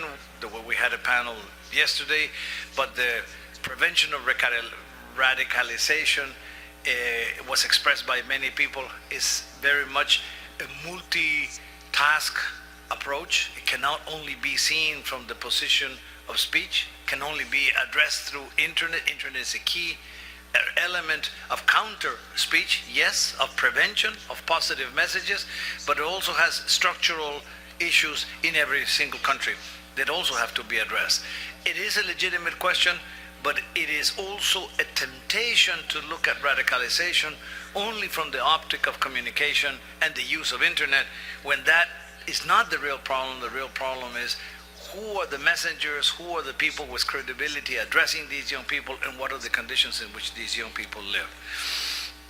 And finally, let me say, is the question of, again, linked to national security, the question of surveillance and privacy, which clearly now we have a rapporteur. This is a very important development. He has come to this session with the rapporteur of freedom of expression as well. And I think this has been an excellent possibility to get to know him and to address this issue. But clearly there's a preoccupation. How fast is technology going? How can we exercise the safeguards of privacy in a world where it even seems that public opinion is willing to give away privacy to guarantee security? I personally don't think there's a contradiction, that we should fall into the idea that privacy and security are in contradiction, or that privacy, security, and freedom of expression are in contradiction. On the contrary, I think we should always maintain the idea of the complementarity of human rights. But it is an open debate just because the technology is going so fast. And here we have an element of corporate responsibility. How are corporations that handle the software of surveillance or decryption or encryption and decryption using this technology? Is there a registry of who they're selling it to? Are they selling it to rogue states, to authoritarian states? And this is one of the big concerns today. I would finish by saying that the challenge of this IGF is to look at these problems in the complementarity of freedom of expression, privacy, access to information, and the free use of a neutral internet technology in the world. Thank you very much, Mr. Leroux.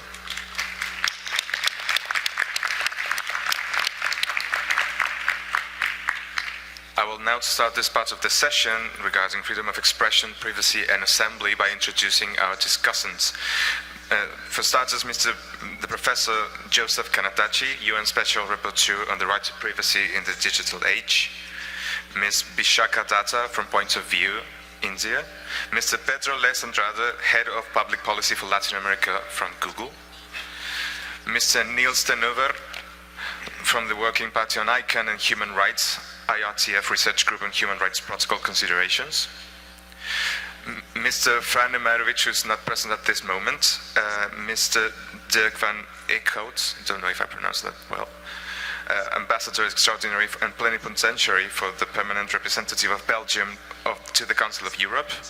And Mr. Luis Fernando Garcia, the Director of R3D Mexico, the Digital Rights Defense Network.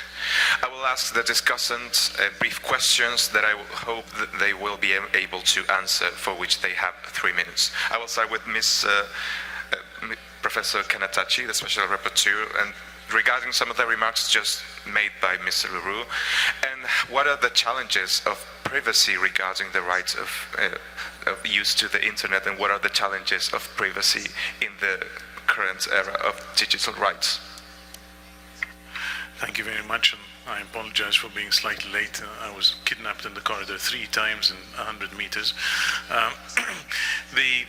Very briefly, I think that in the opening comments made by Frank Leroux and also in the general theme of this session, what is most interesting is, to me, that there's life beyond privacy, and we have to get people accustomed to think in a general framework where one asks the question, why privacy, right?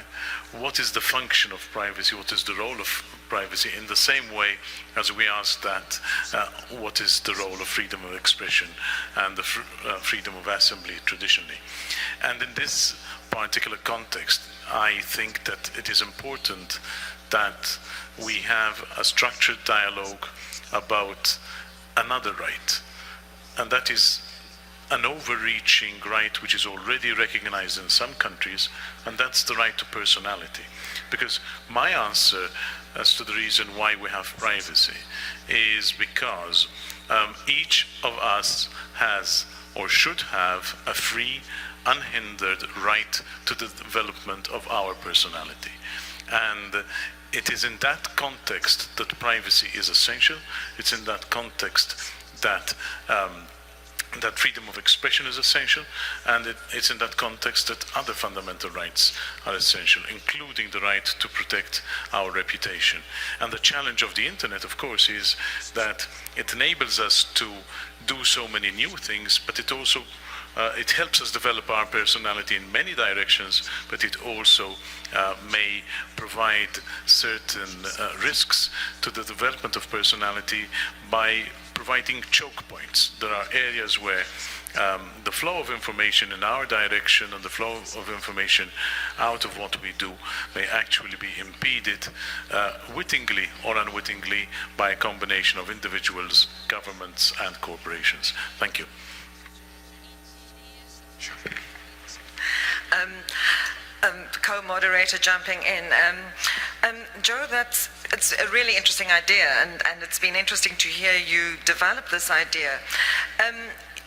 Do you feel that there are risks with strengthening and interpreting the right to personality in the context of the internet that could limit freedom of expression in the way that defamation sometimes limits freedom of expression? I don't understand that much about the right. It doesn't exist in my country, South Africa, but it seems that could be a possible conflict.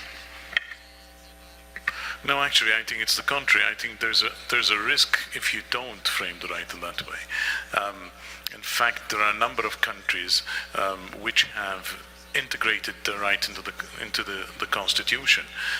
Germany is perhaps the leading country which has done so, but you have other countries like Romania, a number of the Nordic countries in Europe which have integrated that right. And if you, I suspect you will recognize that this is a discussion which goes far beyond the 3-minute limit, which is why I'll take this the advantage of this reply to say that we're organizing what we hope will be a major meeting about precisely this subject: privacy, freedom of expression, other freedoms, defamation, reputation, protection of reputation. And we hope to organize that in October of 2016. And if anybody listening is interested, please contact me directly about it. Thank you. Thank you. I want now to ask Mr.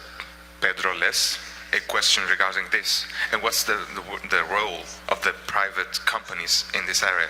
So how can ICT companies, service providers, and infrastructure providers adopt and apply stronger commitments to human rights, especially when they are in conflict with one another or perceived conflict with one another? You have 3 minutes, please.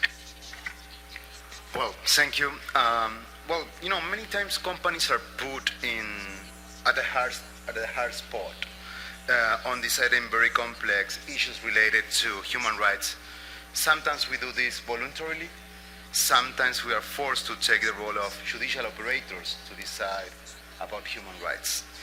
And this, you know, makes me think about one of the other great effects of the internet, not only that brings people together, but also multiple human rights are recognized at different jurisdictions at the same time for a particular issue. So this has to do with this catalyzing effect that the internet has on human rights. What we are seeing now is that the analysis of human rights violations online is not only more complex, but also richer. And what we do is try to have an holistic approach when we have to deal with human rights. And this led me to highlight the importance of self-regulation when we don't have clear rules, and particularly when we need to deal with issues that, you know, you need to deal with issues immediately. So I talk about self-regulation with a little friend for our friends, and this has to do with the user, with the community, and the greatest example is YouTube, and how, because there is no one-size-fits-all solution to deal with human rights, and you always need the input of the locals, of the people that are feeling that this is harming them. So having the early warning system of the user when they flag a video that they consider that this is inappropriate and is in violation, for example, in hate speech, which is very difficult to define what is hate speech, and that varies from countries to countries and different cultures. Those users are the ones that are flagging those videos and allow us to then take a deeper analysis and help, for example, to remove some of the content. Then we also have an approach for analyzing very, very complex issues that really harm people, like what we did with revenge porn. For example, early this year we began to honor requests from people to remove nude or sexually explicit images shared with others without their consent. And this, I think that has a very good repercussion, and a lot of people feel relieved that those images are not appearing now. And these are the kind of approaches that we are taking now. However, there are other problems. For example, when we are put on the spot to take the decision that judges or different institutions from the government should decide. For example, right to be forgotten. We don't want to be there.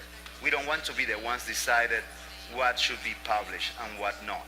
And I think that this needs to be rethinked. Thank you very much. Thank you, Pedro. Going on with the standards that are being to be upheld to safeguard human rights on the internet, I want to ask Mr. Niels Tenöver if these human rights guidelines should be made obligatory for protocol and software developments even further than for private ICT companies, but speaking about the protocols of the internet as well. Thank you so much, Mr. Chair. We need to realize that technology is not neutral, and the implementation of technology is not neutral at all either. If we see the internet as an enabling environment for human rights, such as freedom of expression and freedom of association, then we need to preserve that. And that needs to happen on all levels. And for a global network such as the internet, we need a universal standard. And what could function better for this than human rights? Human rights are interrelated, interdependent, and universal. Privacy, for instance, is technically relevant for principles of non-discrimination, the right to freedom of expression, and the right to be presumed innocent. These thoughts are not new. These thoughts were already made explicit in the WSIS process. And of course, we had the Human Rights Council resolution on the promotion and protection and enjoyment of human rights on the internet, and the resolution on the right to privacy in the digital age, and also the Net Mundial outcome document that affirms that human rights as reflected in the UDHR should underpin internet governance principles. But also the technical community has texts that support this. For instance, the Internet Standard RFC 1958, which says that the Internet community believes that the goal is unfettered connectivity, the tool is the Internet protocol, and the intelligence is end-to-end rather than hidden in the network. And also an organization like ICANN, in Article 4 of its Articles of Incorporations, mentions that it's committed to respect international law. And in the current transition process, it seems quite likely that an explicit human rights commitment will be added to ICANN's bylaws. So we seem to have agreement for quite a while there now. But the proof of the pudding is in the eating. It's about procedures, standards, and processes for application and remediation. And that's what we're working on in ICANN and the IETF. But eventually all bodies in the management of the internet should make the issues and procedures explicit. You can think of also the regional internet registries, the internet exchange points, the internet service providers and hosting providers. How we are designing our public spaces says a lot about our societies. Do we have broad sidewalks? Are the sidewalks accessible for wheelchairs? The same is the case with technology. Does the technology allow for censorship? Does the technology allow for accessibility and internationalization? We need to decide, demand, and make explicit what we want the internet to look like and how we get there. It's really time to move from policy to practice. Thank you, Mr. Tenöver. Now I want to jump from this development of technical and industry standards to how they apply to what has been mentioned by Mr. Leroux and by Mr. Kanatachi about this life and the right to develop one's own personality. I want to ask Ms. Bishakadzata regarding this. I want to ask her specifically, how do freedom of expression and privacy, how do they interact in the sphere of digital economy and digital interaction? Forgot about that. Okay, so I want to start by saying, what do we talk about when we talk about online freedom of expression? We tend to talk about politics, we tend to talk about religion, we tend to talk about protecting political, religious dissent and journalistic speech under threat, and that is how we have come to understand freedom of expression over time. Conversely, what do we not talk about when we talk about freedom of expression? We don't talk about sexual expression, either because we don't see or understand this as expression, or because we don't see this as legitimate expression, even though this too is under threat online. It's vital to note that the internet has emerged as the space for sexual expression, be it providing information, sexual education, for personal exploration, or for claiming sexual rights, so much so that 98% of activists in one survey said that the internet is an important public sphere for advancing rights in the sexuality domain. And that's advancing rights for a wide range of individuals, cutting across class, income, language, and other access divides, including migrant workers, people with disabilities, LGBT individuals, etc. Now, at the same time, 51% of those in the same survey said they had experienced violent or threatening messages, intimidation, and censorship. And that's just not from the state, that's also from what we call non-state actors in human rights language. That's having images and information removed from social media platforms, which is a form of private censorship. That's having private information and private intimate images made public without consent, neither by the state nor by private platforms, but by other individuals using these platforms. So I guess when we think about the intersections between freedom of expression, privacy, etc., we need to ask a few questions. How can we uphold the right to all forms of expression, including those that are stigmatized? How can we ensure that the expression of one user does not silence that of another?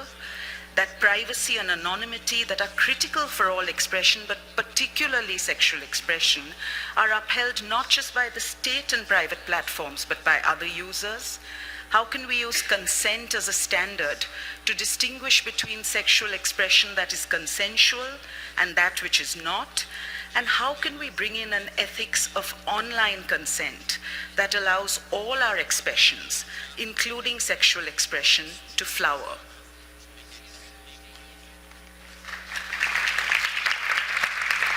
Thank you. Continuing with that and the danger that one silences the other under the perception that there might be some source of not legitimate expression, I want to ask Mr. Frane Merovic, Director of the Office of the OSCE Representative on Freedom of the Media. We welcome him back to this panel. And I want to ask him about the communities at risk and how the right to freedom of expression can be balanced with their rights to dignity, to physical integrity, and to privacy. Thank you very much. As the name of the organization says, it's Security for Cooperation, Security and Cooperation. So we deal with freedom of expression as an element and a component of security, because when there is no freedom of expression, when there is no human rights, there is no security, and vice versa. There can be no security without full respect for human rights. So that's one of our main points of a starting point. When we look at freedom of expression and online, I would first tackle the point that you made about the balance. I think balance is quite often a wrong term to be used because it implies some kind of compromise needs to be reached. I think all the basic and fundamental human rights need to be fully respected. It's not about balancing one against each other. They're all as important, as equal.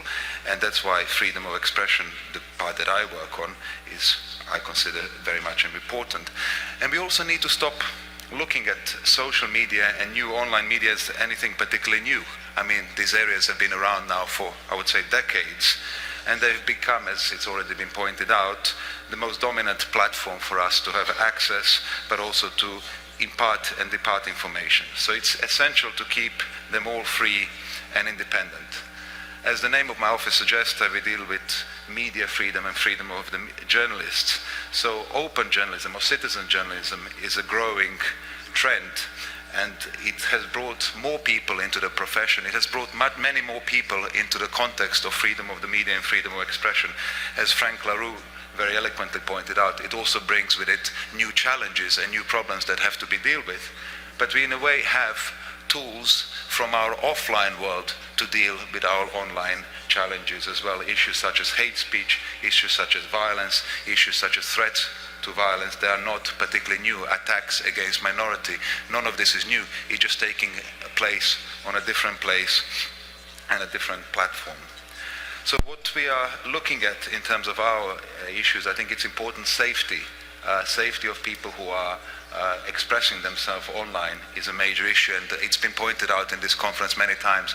Safety of female journalists is particularly different and particularly challenging in comparison to the main counterparts, and that's something our office is dealing with, and that's something that needs to be tackled with in a multi-stakeholder environment. And another important point that needs to be made is that we need more education on how to use these new platforms, how to adapt. What are the codes of behaviors on this new platform, not just for journalists, but for everybody? Can we behave on them the same way as we behave in a street, in a normal discussion, or does somehow this appearance of virtuality, of anonymity, give people an idea that they can behave inappropriately and be rude? So those are, I would say, the main points that need to be considered. Thank you very much. I want to ask the room if Mr. Dick Van Eekhout is here around. One of our missing panelists. Apparently not. Then I want to finish this round of questions asking Mr. Luis Fernando Garcia. Under this discussion, considering all the different issues that have been raised and all the others that have been raised in all of the IGF regarding the internet and freedom of expression and freedom of assembly and privacy, and considering also that Mexico is very likely the next host for the IGF meeting, I want to ask you, what are the key human rights issues that you think we need to pay attention to going to that meeting? Thank you. As Mr. Neal said, I think there's a consensus that human rights is the framework that should guide our discussions with regard to the internet. However, rights we have, but rights are violated systematically. Often we're told that some rights, for example, the right of privacy is dead. It's not dead. We have the right that we have, but it is violated systematically. And it's been denied systematically by several agendas. For example, one of them is the cybersecurity agenda that has been developing outside of the human rights framework, and that is now knocking our doors, for example, in Mexico, in the form of cybercrime legislation that would literally make you a criminal for using a computer and give great discretion to authorities to punish dissent. It's also important to take into account the context in which the internet is being used. In the case of Mexico, it's a country in which the Inter-American Commission of Human Rights, the Special Rapporteur on Torture, and other special procedures of the United Nations have characterized as a country that is going through grave and serious human rights crisis, characterized by forced disappearances, torture, extrajudicial killings, and that this is affecting particularly certain groups such as journalists and human rights defenders. So when some agendas such as the one of cybersecurity tries to put privacy or encryption in contrast with security, what I would like to tell them is that in my country, the line between the government and organized crime is often non-existent, or at the very best blurry. So when, in my context, privacy and encryption for journalists, for human rights defenders, is security from the aggressions of the state and non-state actors as well. In the case of Mexico as well, I just want to mention that several surveillance provisions have been adopted that affect the exercise of rights on the internet. Mexico became inspired by the Data Retention Directive of Europe and implemented it in our legislation. It became uninspired to remove it after the Tribunal of the European Union declared it invalid, and we're challenging it in court, but it's not happening. Lack of safeguards is a problem, especially in the context that I'm describing. and often we don't know which authorities can practice surveillance on people, and no judicial warrant is required for many surveillance provisions. Mexico, for example, we need to remember that it's the biggest purchaser of the Italian malware company Hacking Team. I just demonstrated in a session earlier how it's not hypothetical that this surveillance can or will be used against human rights defenders or political dissidents, but that in fact it's something that we can prove out of the leak of the documents of Hacking Team. And there are other parts and other discussions. We're here discussing this, but in other forums the discussion is not happening, such as the trade negotiations of the TPP, which are happening outside of here and determine how we exercise our rights. Finally, with no accountability here either. There's no representative from the Mexican government here, just a delegation of 2 people. In the session that they held yesterday, there was not even a space for questions, and we need and we want as civil society to discuss these issues with Mexico, but they need to show up to discussions. Thank you. Thank you very much, Mr. Garcia. Before we open the floor to the questions, I want to ask all of our panelists, both from this part of the session and all others that surround us in this table, to ask one another questions regarding what we've just discussed on privacy, freedom of expression, and freedom of assembly. Feel free to take the mic and ask a question to one of your fellow panelists.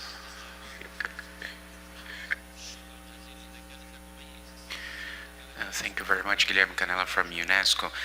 More than a question, it's a suggestion that how we can integrate these discussions to the broader international and regional human rights systems, because we have the governing bodies of the other conventions, the Child's Convention, the Women's Convention, the Racist Convention, the People with Disabilities Convention, and how we should maintain those governing bodies also informed, and all of us also take serious advantage of the universal periodical review of our countries to inform on violations and also on good practices related to the protection of freedom of expression, privacy, safety of journalists and other human rights defenders related to internet. So again, make this underlining that if we want to have this broader perspective of human rights in using the universal system, but also the regional systems, the Inter-American Commission, the African Court, and keeping them in the loop of this discussion. Thank you very much. Any of our discussants wants to respond?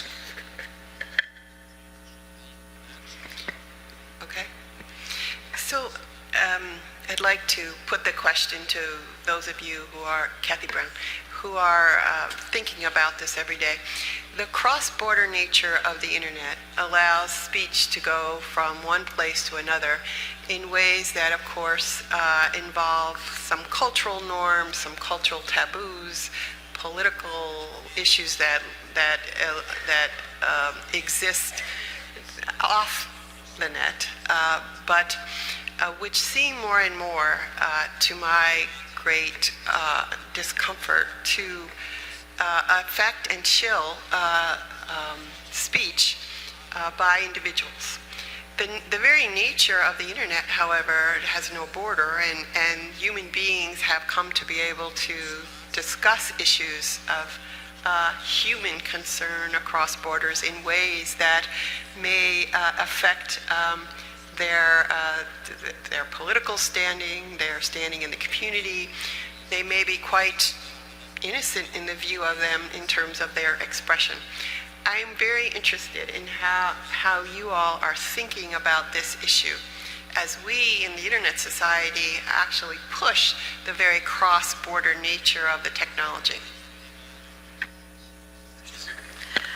Thanks, Kathy.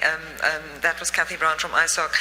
And before the other panelists respond, and I see Rowan has a question too, just a follow-up question to that, because, and picking up on what Guilherme was saying about regional and international mechanisms, because on the one hand there's that cross-border nature, but then on the other hand there's remedy. How do you seek remedy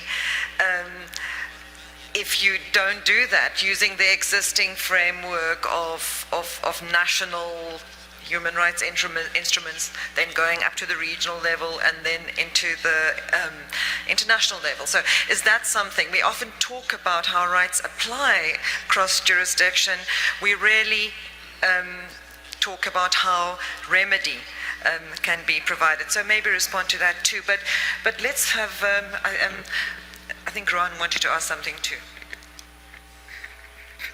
Thank you. As I was preparing for this session, I was going through the International Convention on Human and Political Rights, Civil and Political Rights. And in particular, when it comes to a positive approach to against discrimination by governments, what that normally requires is the collection of very detailed demographic information so that particular actions that are against discrimination can be targeted properly. So, for example, I have been asked about the caste composition of my board members by a funding organization, which I was appalled by, because in my country we don't count these things, we don't collect information of this nature.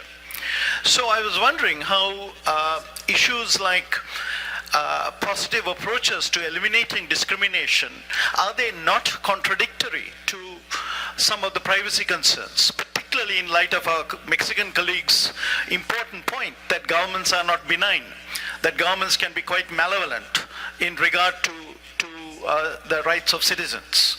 And should we be encouraging governments to collect more and more information?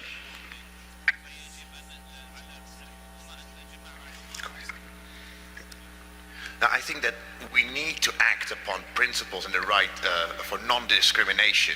And I think what it practically would mean that a strong anonymity, privacy, pseudonymity, and content agnosticism would be enforced on the network, which means we need to go back to the principle that all packets are equal and should be treated equal, which means that net neutrality and content agnosticism should be standard basis, because if we start by differentiating networks, if we start by differentiating websites, if we start by differentiating protocols, then we need to look at the packets, the headers, and eventually at the content.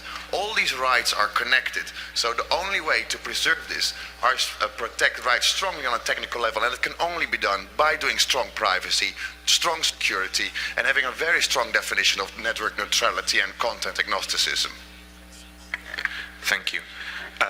I know that many want to respond, but I first want to ask our newly returning member of the panel, Mr. Dirk van Eekhout, don't know if I pronounced that right, Ambassador Extraordinary and Plenipotentiary of Permanent Representative of Belgium to the Council of Europe. What are the key issues around surveillance privacy that the Council of Europe is considering on, and what are the approaches that you are considering? Thank you very much to give me the opportunity to underline the work that's happening at the Council of Europe. Council of Europe being a pan-European organization of 47 countries. We were talking about enforcement being the issue on certain fundamental rights. Well, those 47 countries signed up to something. They signed up to the Convention, European Convention of Human Rights, and they have a very strong judge. They have the court that will create a case law on certain infringements of certain rights that serves not only because, of course, the question of enforcement is at hand, but also will be orientation of what we understand regarding freedom of expression and privacy.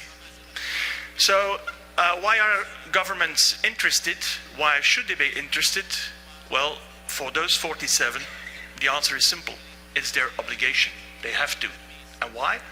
Well, the state should protect its citizens offline, and as a continuation of it, also online, because we spend more and more time online, and we are more and more interconnected.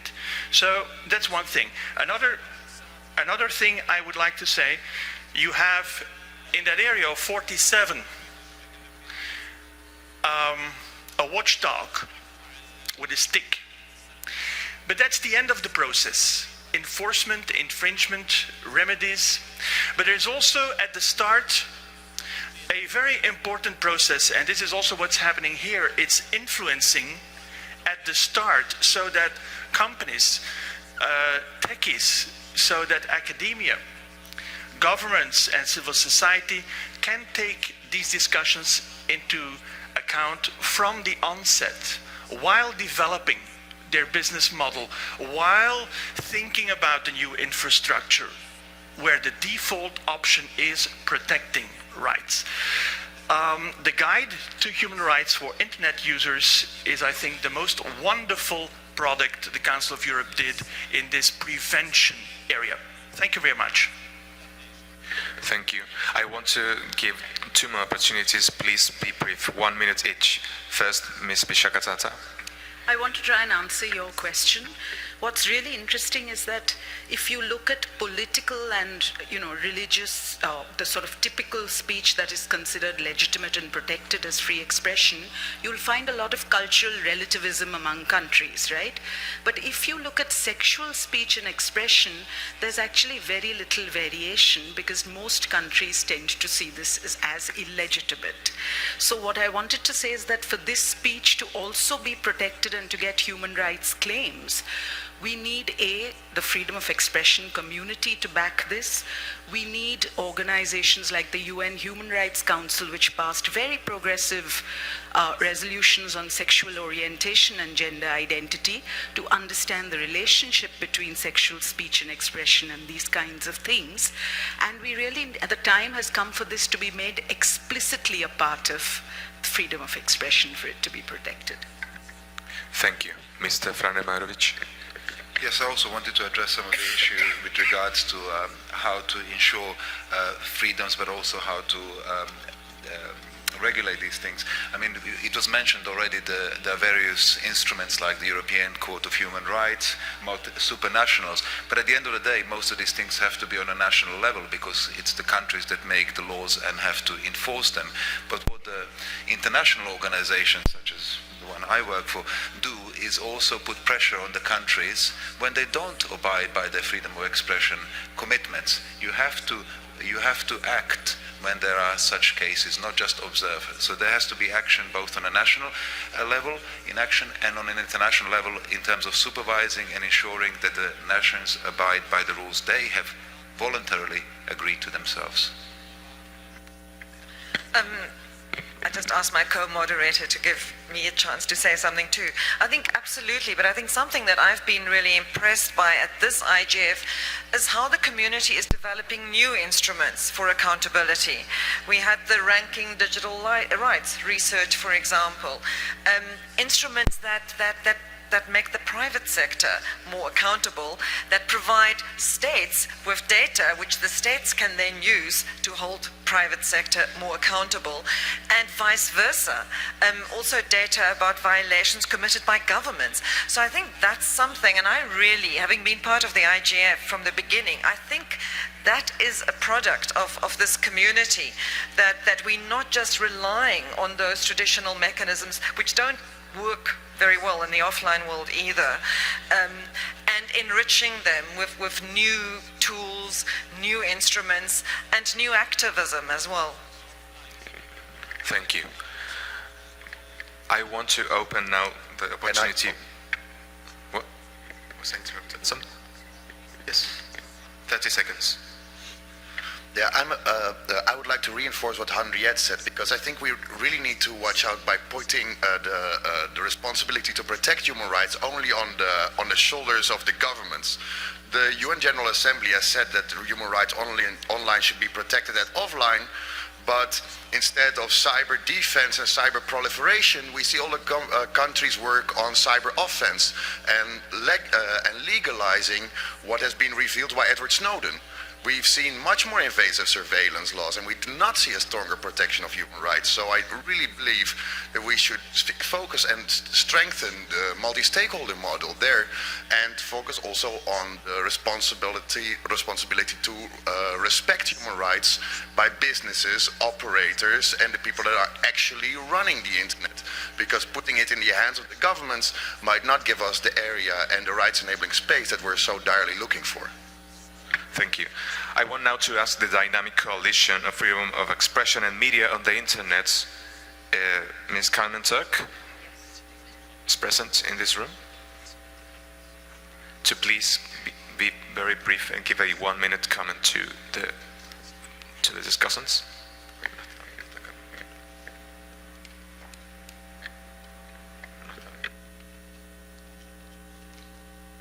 Okay, not present. Ms. Mary Lord from the Dynamic Coalition on Child Online Safety. 1 minute, please.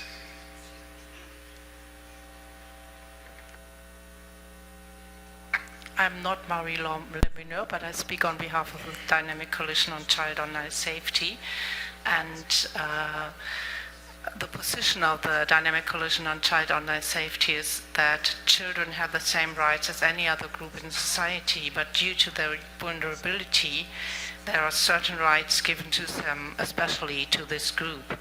And we do not think that freedom of expression and the protection of children are in contradiction, but we see the need to balance the right to freedom of expression with the rights to children's privacy and the right of children to their physical integrity.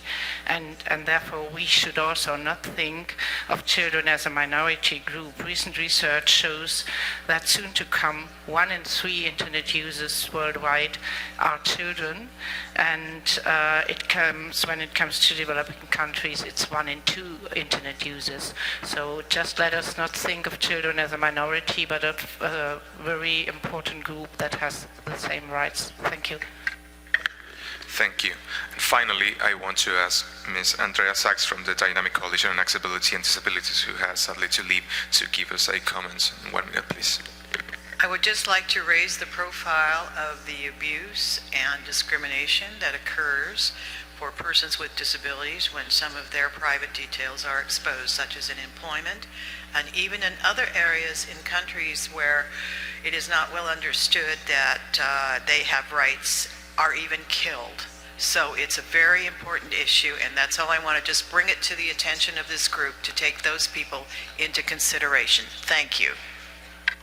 Thank you very much. I want now to open the floor to discussion by questions from the audience. If you want to ask any of the panelists, please come to the microphones and speak. You have 1 minute, please. Hello, good morning to all. It's not so much a question as an announcement. We have, during the IGF, started a working group to study internet anonymity on Brazil and to discuss the right to anonymity, among others. I will be tweeting the link to the group during this panel, and I'll be later here, accepting anyone who wants to take part in this group. And that's all I have to say. Thank you. Thank you. Second question, please. Hello, I'm the spokesperson of the Italian Parliament, and I would like to bring here to the attention that on day 0 we brought and we presented the Declaration of the Internet Rights from the Italian Parliament after a year of public consultation in Italy, and it was the first time the Italian Parliament did this, a public consultation on a public platform. The Declaration of Internet Rights was something that came out of a discussion on all the rights that need to be considered. It came out after 10 years of discussing on internet rights, and it regards all the rights from the protection and recognition of all rights from other declarations to the right to internet access, the right to online knowledge and education, the right to net neutrality, protection of personal data, the right to privacy, the right to protection of anonymity, the right to be forgotten, which has to be balanced with the right to be informed, the right and safeguards of people platforms, network security, and internet governance. It's on the declaration is also in English and also in Portuguese and in Spanish. It's on the website of camera.it. And we are hoping that this will contribute to all the other Internet Bills of Rights that are being made into the Magna Carta that Tim Berners-Lee is trying to draft. Thank you. Thank you. We will now close the floor after the next 4 questions. Please be brief. Yes, Steve Zeltzer from LaborNet and LaborTech.net, we're part of APC. We're greatly concerned about the role of these trade agreements, such as the Trans-Pacific Partnership, which include codification of all kinds of issues around freedom of expression, democratic rights, the right of press and journalists and others. And the danger is that these smaller countries have very little say really in what goes into these agreements, even though they're part of the negotiations. It's big countries and particularly big corporations who have a vested interest.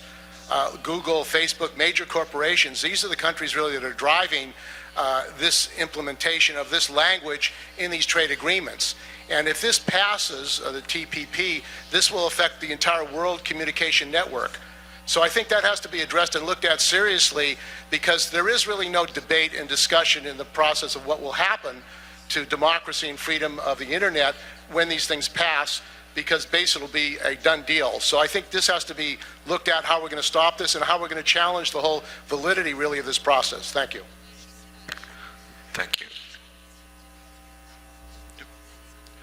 I'm Marcos Drupá. I'm the Intervoz, the Civil Society of Brazil. Well, the point important in my opinion for the discuss is how the big corporation manages the infrastructure. Our data, our information, personal transition in the infrastructures, discuss human rights without this point made the debate is impaired. My question is how you think about this, because discuss human rights without discuss the management of the infrastructures is dangerous. The infrastructure are in the big hands of big corporations. It is very, very dangerous, in my opinion. Thank you. Thank you. Over there. Hi, good morning. I would like just to enforce and restrain the problem with the intermediaries in this field. News already touched a little bit this, but in one hand, we have some states giving up of their roles in letting the intermediaries and the platforms to deal with that. But in the other hand, even we have many examples and many cases of platforms that said that some hate speech or some human rights violations do not go against their principles, so they let this content online all the time. So how can we deal with that and try to prevent some human rights violation to continue? So I think we should put a little bit more strength in the roles of the intermediaries in this process. Thank you. One last comment or question, please. Yeah, many thanks. My name is Oreste Pollicino. I teach media law and human rights and internet in Bocconi University, Italy. I really enjoyed all the week in IGF, but I will have a suggestion for the next edition. I think that it's important to reinforce the legal background of many debates, because it's very interesting to speak about general assumption and general principle, but the civil society should benefit also about knowing which is already the balancing that has been struck down by the courts in Europe, in San Jose, and for example, in the United States with Supreme Court. So we could not just speak about general principle, general assumption, and just saying that what, for example, companies should do or are bound to do, because we already have a quite binding status quo. And this status quo is decided by many years of case law that is clearly binding. So my suggestion would be to take more in consideration the legal background instead to just speak about general principle. And secondly, it's and this is a second consideration, if we today take in consideration which is the main actors in the legal order that is really dealing with this issue, the answer is the courts. So let's look more carefully to the reasoning. Let's look more carefully how courts are balancing fundamental rights in contract. Let's look how constitutional are taking seriously fundamental rights, and starting with this, then maybe we could start a general debate. Many thanks. Thank you. Before responses, I want to ask our remote moderators if we have some remote participation in this debate. And that's, I see a hand waving no. Thank you. I want to ask our panelists if anyone wants to briefly respond to what has been asked. First regarding, there were some suggestions, but first regarding international agreements, but also the role of corporations and the role of intermediaries. Yes, 30 seconds, please. Yes, I will take the questions on the role of corporations and intermediaries, particularly in the infrastructure. What we have been doing is investing a lot on encryption and give protection to the users. Encryption, as it was stated by many rapporteurs, is one of the key tools for data protection and protection of privacy. We are facing a lot of pressure sometimes from, not only from government, but also from other corporations when we try to encrypt traffic, because it's made very difficult to do, massive surveillance if we encrypt traffic. We really need the help of the rest of the stakeholders to keep doing this, and also from other corporations, like we see telecommunication companies that are investing a lot of money in deep packet inspection, and this also has a great impact on privacy. In terms of the intermediary liability question, I think that is not put more burden in intermediaries. It's quite the opposite. What we need to avoid is censorship by proxy. And this is what happened, and I'm using a phrase that I heard from a colleague in a panel, that is Mishi, that I think that is a great phrase.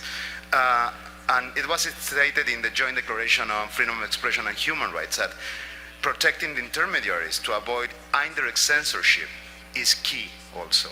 But of course, we need to be accountable, and we need to also work in self-regulation to avoid the problems that has been manifested. Thank you. Okay, Mr. Luis Fernando Garcia. I would just want to mention that international human rights law is law, and in my legal tradition of my country and my region is binding and self-executing. So we also need to discuss about that. And I think we should need and should be able to discuss what courts do and do badly. And particularly this year, Europe just emerged with lots of very bad decisions, such as the Delphi case, which makes web pages liable for everything that the users do, or the right to be forgotten case, Costeja, which many of us criticize very heavily. And we also need to take into account that you cannot impose those balancing that you make in some regions and impose them on other regions. And we need to take the universal character of human rights and of the internet as well in these discussions. And we all have to be technical, and I agree. We need to look at the internet and the access to internet as a human right, because it facilitates exercise of many other rights. And in this regard, the states have obligations to respect, to protect, which means that they need to impede that companies and intermediaries also violate rights of users, and they need to fulfill this right by guaranteeing that access to the internet and to many people. And I think just my final comment is courts, these discussions and many other things are just being bypassed by trade agreement discussions that put trade investment rights over human rights. And I think this is something that we cannot allow, or everything that we're talking about here is, even including and particularly court decisions, it's just irrelevant. Thank you. Two more responses. First, Mr. Franemovich. Thank you. I'll try to be quick. One quick one is, again, a call, please don't balance fundamental rights, just respect them regardless. Second point on the role of intermediaries, the companies have a corporate social responsibility maybe to abide by human rights, but they don't have an obligation such as states. States have an obligation under international human rights law to respect that. And that's why I have a serious problem about giving this responsibility to implement human rights law and principles to intermediaries, such as the case of the right to be the indexed, as it is. It's known as right to be forgotten. It's not their job, it's not their role to do this. It's the state's responsibilities that have signed up to international human rights law. Thank you. Ms. Bishakatsata? Yeah, very quickly, just about intermediary liability. I think from the perspective of users, the conversation is really one about platform responsibility. And I want to agree with the speaker who just talked about the difficulties that users actually face. So two things. One is, I think, if intermediaries took sort of a consumer perspective and understood that a happy, satisfied customer is a loyal customer, that makes sense. I think it is very complicated because we want to avoid private censorship on the one hand, so we don't want to strengthen the sort of sensorial facilities by private intermediaries, but there are clear violations where the intermediary must be able to observe human rights standards and take down that content. And the final thing is the black box of community standards needs to be made a little more transparent. Thank you. We'll now start the second part of this main session on access, human rights and development, but not before giving a round of applause to our discussants. This is a discussion that will continue, definitely.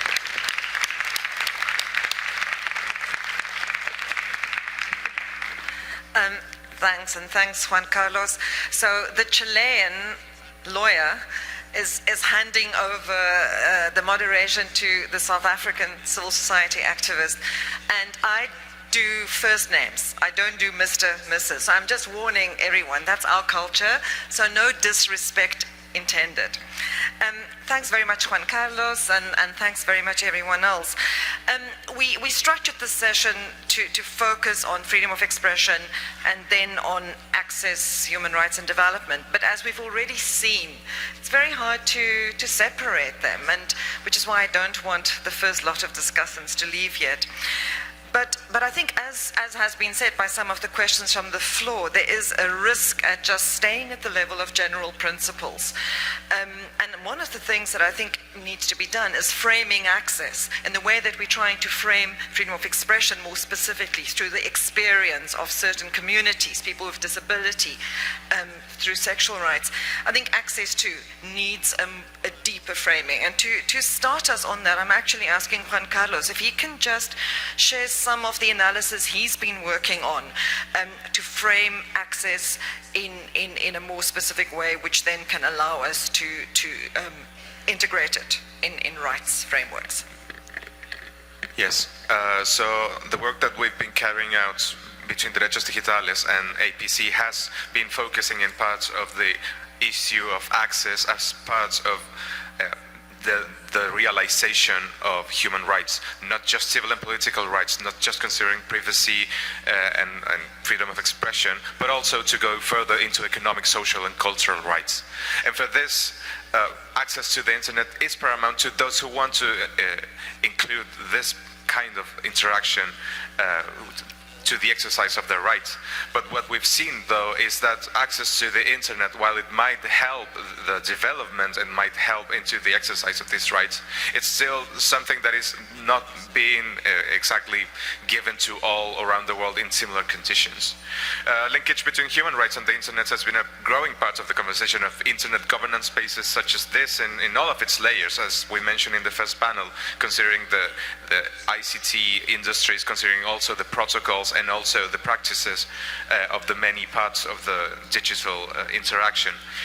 But in this IGF in particular, we've seen the discussion on zero rating and net neutrality, with different views on the value of certain schemes towards access to the internet or to certain services, and the discussion whether a little access now is better than full access, maybe never. But similar conclusions regarding the value of the full internet, its power, and especially its potential. But this it's another question whether a true access to the internet effectively can help these development goals in the long term, apart from the key examples that we might find in different places of the world. So it's an open question then how effectively this access can be provided, where there are also social and cultural norms that may act as barriers to equal access or to the full enjoyment of the internet as a tool for human rights. The following discussions will try to delve into those issues. Thanks very much, Juan Carlos. Kathy, I know you have to leave, so I want to ask you first. ISOC has been a champion of access in many ways for many years.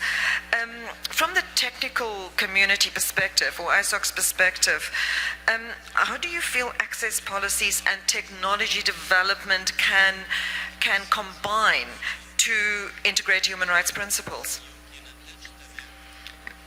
Thank you, Henriette. I'm very, very pleased that we're having the conversation about access within the human rights conversation, because where else would it be? It seems to me, as we've been saying all week, that the two imperatives for us in the internet age right now in the 21st century is to connect the unconnected and to ensure that we have trust on the internet.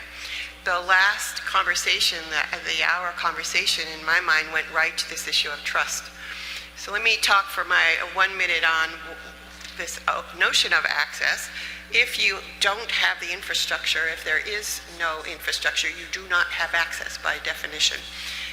And we have right now half the world, barely half the world, who have access, and the other half not. So let's start with the fundamentals. We cannot have a world in which half the world is not connected to what has really become the central nervous system of the world's economies. And we know that as this technology evolves, that the internet is also going to be the marketplace, the service delivery network, and also the means by which people are able to get the things that before perhaps were available offline, but have more increasingly become only available online. Let me give you an example of that. There are payments made by governments, for instance, that are very much what people live on, where in some countries right now the only way you can access it is online. It has moved that far. So now let's think about the development challenges with respect to what happens when we all become first online, and then secondly, what has to be thought of, this to the point of let's think about access as a very new thing. This is not just to get on and play games. It is actually going to be for the delivery of services, for the development of a marketplace in the developing world, as well as in mature markets where it already has happened. So we have to take these things into consideration as we think about development principles, policies, and deployment. Trust. If we do not trust this tool that we have, if we do not think that our own data identity personality is protected in a way that we feel free to use it, we also decide not to get on it, or we have governments decide we don't trust it enough, we have another denial of access. And thus this idea about ensuring ways, mechanisms to ensure trust, to restore trust in some ways, is hugely important. One without the other cannot be done. So I think as we think about the technology solutions with respect to how the technology is deployed, where it is deployed, what kind of technology ensures the protection of the users, encryption, for instance, and other technologies that are in the hands of the users, this is going to be part, I think, of the policy of connecting the unconnected. Thank you. Thanks very much, Kathy. I see people around the table agitating to speak, dynamic coalitions. Do any of you need to leave, or are you able to be here still? Good. Okay. Marianne, I'm looking at the Dynamic Coalition on Internet Rights and Principles. Do you need to leave, or can you? Okay, good. Thanks a lot. So I think picking up on that, I'd like to actually, Ben, I'll go next to you. I actually wanted to ask Ron to go next. So Rohan Samarajiva from Learn Asia. I mean, picking up on what Kathy was saying and about what Carlos was saying about little access now versus full access never.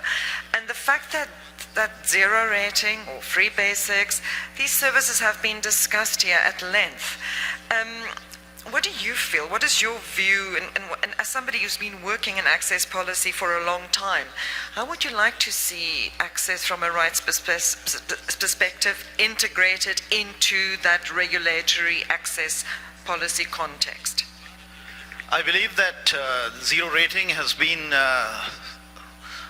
unfairly sucking up all attention at this event. It has been talked to death, and I have no intention of talking more about it. What is important to remember is that without infrastructure, there is no access. For the last 20 years, I have been involved both as within government, conceptualizing and implementing government policy, and also as a researcher and a policy advocate from outside government, working with multiple governments in the Asian region in improving access. And we have had great success with improving access with regard to voice telephony. It has been, I would say, one of the greatest public policy success stories in the world. And now we have before us the challenge of connecting people to the internet. And I think it'll be very important to look back at the lessons that we can learn from and negative rights approaches. Thank you. Thanks, Rohan. And panelists, if any of you want to respond to one another, then just wave your hand. But now, picking up exactly on that, I'm going to ask Ebele Okobi from Facebook to talk about, well, is it a positive or a negative rights approach, but to talk about efforts to connect women, but to connect women in a way that is actually empowering and not just adding numbers to the goal of connecting the next billion. Thanks. So we all know that access to the internet enables the exercise of virtually all of the rights guaranteed by the UDHR. We also know, however, that everywhere in the world, not just in emerging markets, when something is scarce or when it's associated with power, women and ethnic, cultural, sexual, and other minorities are disadvantaged when it comes to access. And that's exactly the same when it comes to ICT, whether you're talking about women in tech leadership or in the US and Europe, or the gender gap in mobile phone ownership across Africa. We know that increased access conveys tremendous benefits. Of course, the most important benefit is pure equity. I have to say that I get rather weary of conversations where women and other minorities are asked, or women and actual minorities, are asked to provide justifications for getting their equal share of opportunity. It's kind of like being asked to justify why women should have equal access to air. That said, we know that having women as creators and decision makers in tech lead to better products. We also know that increased access to technology makes women safer. It makes them more independent, better able to unlock economic opportunities, more connected to friends and family, which are really important, particularly across diasporas. We also know that access enables women and other marginalized groups to make their voices heard. Technology is absolutely a platform that gives voice to the voiceless. Those of us here know the kinds of stories that are often told about what I like to call the country of Africa. In general, aside from maybe one story per year, it's always called Africa Rising. They're also about disaster, disease, catastrophe, and African women as victims needing to be rescued. One of my favorite authors, Chimamanda Ngozi Adichie, did a talk called The Danger of the Single Story. There's so much truth and beauty in this speech, but one of the best is that Africa is a continent where there are catastrophes, yes, but there are also other stories, and it's just as important to tell those stories. That's the thing that technology does that I think is really powerful, that it enables people to tell their own stories. The danger of the single story about the country of Africa goes beyond bad press, has a direct impact on economies, on tourism, on investment, on countless business and policy decisions that directly affect our futures. Given all of the above, there are a few recommendations for ICT policies that actually enables this kind of speech and actually enables equal access. One is that national ICT plans should move from rhetoric to concrete, measurable targets that are backed by specific programs, resources, and tracked by data. Government should provide low-cost, free public internet access. and they should ensure that those spaces are places that can be safely accessed by women. We know that many public internet spaces that are provided are often unsafe for women. That's one of the reasons why we're partnering with local ISPs and community networks across Africa to offer express Wi-Fi. Government should also make information about women's legal rights and women's health care available on the internet, and that's one of the reasons that type of content is included in Free Basics. And government, civil society, and companies should also work together to address online violence against women. This is why we are working with women's groups on identifying ways to make our platforms safer. In Africa, we are also at the very early stages of looking at initiatives that look at the ways that men can change their behavior. One of the things that strikes me about the conversation about online violence against women is that it tracks exactly the conversation about offline violence against women and makes women responsible for their own safety. And I think it's important for us to think about ways that men can change the environment so that women can express their rights to free expression. And I'll stop there. Thanks very much, Ebele.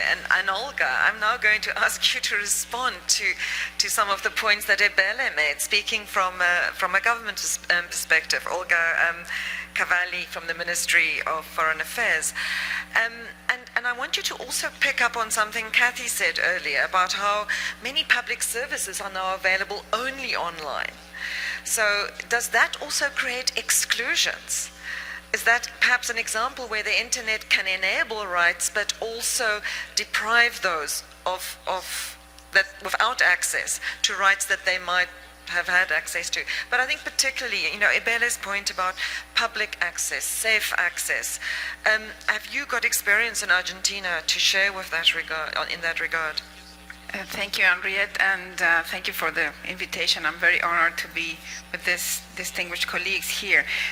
My comments will be I work with the government, but I'm also a university teacher and an activist towards the gender balance and women accessing their rights, especially in the online world. So I would like to share with you a positive perspective, and especially taken from the words made by Professor Frank LaRue, that this IGF has had a special focus on gender equality and gender balance, and also our colleague from Facebook. Thank you for your comments. I will build up from there, and I would like to focus on 3 items: access to information, access to online tools, and access to education as relevant elements for women exercising their rights.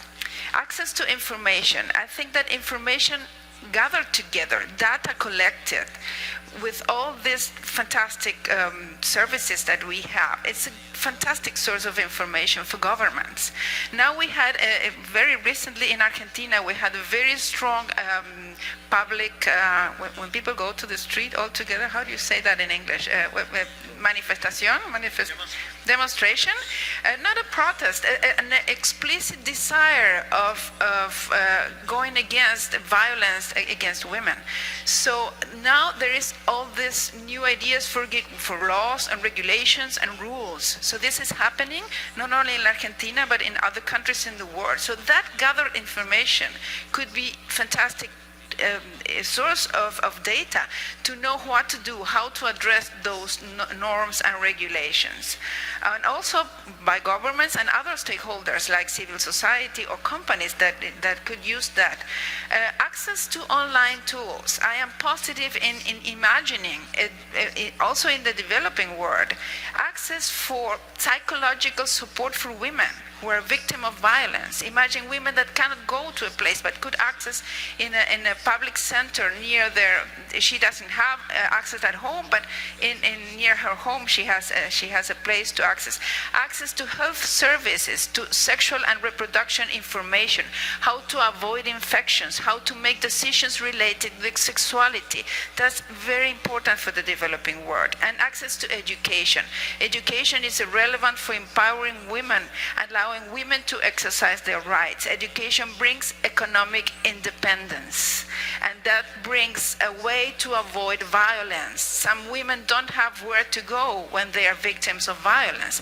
If they have access to education, then they can do and know what to do. And finally, and profiting from what Kathy said about the cross-border nature of the access and the internet, for those not connected, having centralized and decentralized information centers where women could access these tools. And I would like to stress the fact of a FRIDA project, that it's a psychological online telepsychiatria, telepsychological support. I think it's a fantastic idea. It could be also for women. Thank you very much. Thanks very much, Olga. So now I want to ask the dynamic coalitions at the table if they want to react to any of the remarks or share some of the reflections that emerged from their meetings here. You know who you are, you can introduce yourself. And the other panelists also, if you want to react, we'll open it to the rest of the floor. So, Martin, introduce yourself first, please. Good. Maarten Botterman, Dynamic Coalition for Internet of Things. And whereas it may seem a long way from the human rights discussion, the Internet of Things is a game changer that touches us all and also touches upon human rights. It brings a lot of good things. It brings, obviously it's currently driven by business opportunity, but there's also social needs, societal needs. An example is, for instance, the tsunami network that has been rolling out just to protect citizens against natural disasters, and there's many more which I won't expand on. There's sustainable development goals that cannot be achieved without technology, without connected things to support it. At the same time, there's also concerns about it because big data is something that is already big today and it will get much bigger tomorrow, so it can also address privacy issues. It's interesting that the European Data Protection Supervisor, who is there for privacy protection in Europe, has remarked in his last opinion that up and beyond privacy protection, it's really about human dignity. So what it means is that we need societal dialogue. Societal dialogue cannot happen without people knowing what's going on, and I can guarantee you too few people know. So initiatives like from Information Society to have clear briefing paper is very important. The second thing is that we need stakeholders to really get an approach towards an ethical commitment. We cannot rely on law alone and the current explanations. Business will have to take an ethical stance and maybe even develop a fairness principle. And this is what our dynamic coalition is committed to over the coming year as well, to deepen that further. Thank you. I actually want to ask you a question in return, which is, Ron talked about a positive rights versus a negative rights approach, which in layperson's language, I would say with the Internet of Things, we let it happen, and then if bad things happen, we intervene, or we try and govern it, both at a corporate level as well as at a state level, to prevent bad things from happening. What do you think should be the approach with regard to Internet of Things? Well, I think what we need is very much businesses becoming aware of what's needed to act ethically. And frankly, they don't know yet. They have to think it up in themselves, because from civil society, from people, there is no response, there's no clear understanding yet. So that needs to develop, that's one thing. Law is already there, and law needs to be obtained, and in that way human rights are clearly part of it. So it really requires in that way to step up and grab that opportunity and come forward yourself with clear expressions there. It's not a race that is done today. Thanks. And I'm going to ask the Dynamic Coalition on Net Neutrality and on Internet Rights and Principles. Would you agree that businesses are not respecting human rights because they don't know? I know I'm putting it crudely. Or do you think it's more that they are trying to get away with not having to increase the cost of compliance for as long as they possibly can? Good morning to everyone. Luca Belli, Dynamic Coalition and Neutrality. To answer to that question, I would not say that business do not know, but I would rather say that some traffic management practices are more profitable for business than others. So the question is not if they don't know that they could infringe human rights, but the question is where the profit lay and what is allowed by the law or not. So what we have been working on over the past years at Dynamic Coalition and Neutrality, and we have also discussed this during this IGF, is the necessity to have a strong non-discrimination principle, so a non-discrimination of internet traffic management, because this principle is instrumental to the full enjoyment of human rights, to freedom of expression in the first place, because undue restrictions or discriminations can have the potential to jeopardize the freedom to impart, receive, and seek information. It also entails privacy obligations. Net neutrality entails privacy obligations because the analysis, the deep packet inspection analysis that frequently precedes traffic management can have serious consequences on the privacy and the data protection of users. So we also have included this in the net neutrality statement that we presented this year, the need for precise and strong and meaningful privacy protections. And finally, the last point I wanted to raise around internet access. What we have discussed this year about this business model that we have decided not to advertise here at this session, but is that those business models have the potential to fragment the internet, and internet access is access to the whole internet, not to a portion of the internet. So if the goal is to provide an open platform, a global platform for communication and innovation, we should focus on empowering people, allowing them to associate, build community networks rather than providing them a couple of applications. Thank you. Thanks, Luca. And I think that we have, Pedro, maybe you can respond to my question actually as well when you respond, because I think what in response to what Martin said as well, what I think might be the challenge of Internet of Things to this community is that we already have the internet companies here, we have telecommunications companies here, and there is a common discourse around human rights, and we might not always agree, but there is a common conversation. With Internet of Things, isn't the challenge that there'll be a whole range of new types of businesses that are implicated and involved in this, and they're not yet part of this conversation? Is that a challenge, and could you perhaps suggest how the IGF community can respond to that challenge? Well, first, I would like to add a little bit of about what we were discussing before, and I'm fully support what Rohan said. I think that we need to stop to discussing about internet scarcity, because I think that zero rating is just a patch.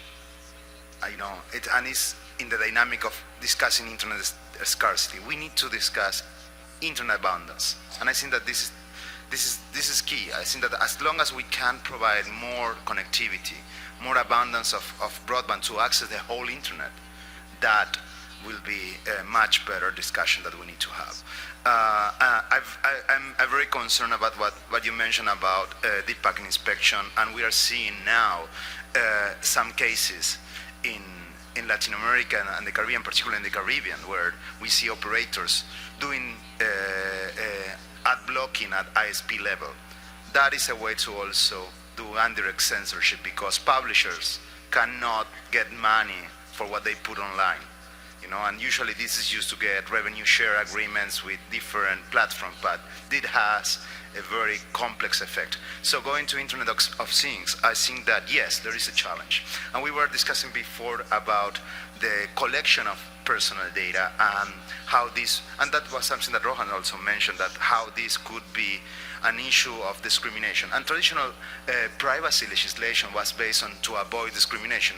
As much information I have to you, I might have more information to deny you a service. So we need to focus on how technology is providing you more services rather than deny you services. And I think that this is a big differential from traditional privacy discussion and the new discussions on the internet. There are many services that try to give you more services. That's why we need to focus less on the collection. I think that the collection is something that is not going to stop. And now with sensors, with Internet of Things, data is going to be everywhere. What we need to look very careful is misuse. And those that misuse personal data need to be punished. And that I think that needs to be the standard. I think that if we still try to focus on collection of personal data, we won't win that battle. There are so many sources. It's really, really difficult to do that. Thanks, Pedro. Marianne, you've been waiting, and Lisa. So dynamic coalitions, they do all the work, they do the intercessional work, and then we're not giving them the floor enough. So Marianne, do you want to respond to any of the comments so far? Oh, thank you, Henriette, for giving us the floor. Internet Rights and Principles Coalition, thank you, everyone. I'm going to make some general comments because the dynamic coalitions have been meeting in the last two sessions, main sessions, and we have recognized and in a very deep way the overlaps in all our work within existing human rights frameworks by law, but also within what one could argue are emerging conversations about human rights. So in that sense, there is work to do in the good direction. This main session marks a huge landmark in the history of the IGF. It is a great leap forward that we're having this conversation within a human rights framework. I would like to note that for the record and congratulate everyone. The way governments use the internet makes a difference. The way corporations use the internet makes a difference. But the way ordinary people are using the internet also makes a difference. And it's these ordinary people that we're all trying to reach. So the Internet Rights and Principles Coalition has generated a charter of human rights and principles for the internet. We resonate with other declarations and bills of rights that preceded us and are following on from us alongside, and perhaps some might argue in competition with us. However, the point is here, more is more. More is more. I celebrate the diversity. My question to all the panelists from the corporate, the government, and the civil society sector: we have a tool that is being used to communicate to ordinary people, but there are different constituencies. Different audiences need different sorts of communication. So I'd like to ask the corporations and the government representatives here, how do they envisage their legal and corporate social responsibility obligations? How do they envisage communicating these to ordinary users beyond terms of use and judicial processes? We really appreciate some input there. Thank you. Thanks, Marianne. Guilherme, you wanted to say something as well. And then Lisa. Yeah, very briefly. Now, to support this idea that it's very important to include this discussion that we are having now under this session of human rights. And that said, you all know, probably most of you know, that this week the UNESCO General Conference has officially acknowledged the outcome document of the Connecting Dots Conference, that many of the issues that we are discussing here was also discussed, and also endorsed the Internet universality concept, where human rights, open, accessible, and multi-stakeholder internet is being discussed. So this is good news, but my question is the next step, and this is the next step for UNESCO. We need to have more detailed indicators for those things. Otherwise, it will be very difficult to operationalize those concepts in the day-to-day life of building public policies. So how we can discuss this under this agenda of access and also the SDGs, what is the need for more and more detailed indicators on all those issues. No, thank you very much. Thanks. Dynamic Coalition on Gender. Yes, thanks, Henriette. Of course, we cannot discount the fact that the internet has provided women with many opportunities, be it in their work, studies, community, or in their personal life. And it has provided women with information, of course, on e-services, reproductive health, sources of support, the freedom of expression, to express their views and opinions, their sexuality, and also the freedom to participate in public spaces and associations. But if we look closely, we are really talking about only a certain number of women, a certain segment who are connected and who have access. And we also have to talk about the quality of access that they have. For instance, the speed and the connectivity that serves as a barrier for their access, and also the trust that they have with the technology, and the skills necessary for women to gain access. Of course, there are studies, the figures that are available would say that there are more men who are connected. And what does this mean? we are excluding a large number of women, and often they are the marginalized and the underserved. And this include the poor women, the rural women, women with disabilities, indigenous women, and the LGBT as well. We are denying them information towards achieving a healthy life, the opportunity to develop, to rise from their status, to be empowered, and to attain gender equality. And even those who are connected, and sometimes even those who are not connected, even experience abuse online, and they are subjected to hate speech. Studies such as those done by APC would prove to this. And how can women and the marginalized groups be motivated to be online when the spaces which they think can liberate them can also be spaces where they experience abuse and violence? So we cannot talk about equality, good governance, freedom of expression when women are silenced and if there are not safe spaces for them. Thank you.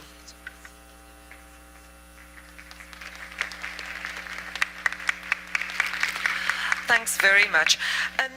Are there anyone from the audience who have any questions? Line up. We can only take 2, so you have to stand up quickly. And then we need to start drawing to a close, and we'll close with Frank LaRue doing summary for us, but I also want the panel to respond. So just make your questions very brief. Thank you. Marie-Laure Lemineur in my personal capacity. I would like to hear the views of the panelists on the issue of the costs of access and how prohibitive costs in some countries and regions impact the right to access. Thank you. Ok, bom dia. Língua é cultura, língua é... Language is culture, language is politics, language is economics. I would like to hear the right to expression in terms of multicultural, multi-language understanding, because there seems to be a dominant language in internet. All the others are understood as sub-language, and language is culture, is politics, is understanding. So I'd like to hear a bit about that. And as we've heard, in terms of psychiatric, I am a researcher in the State University here in Paraíba, and I'm also a psychiatrist by training. And we know that there are a number of problems in interaction, and we have been experiencing new psychological suffering and distress because of the limits and because of the new digital culture we have. Thank you very much.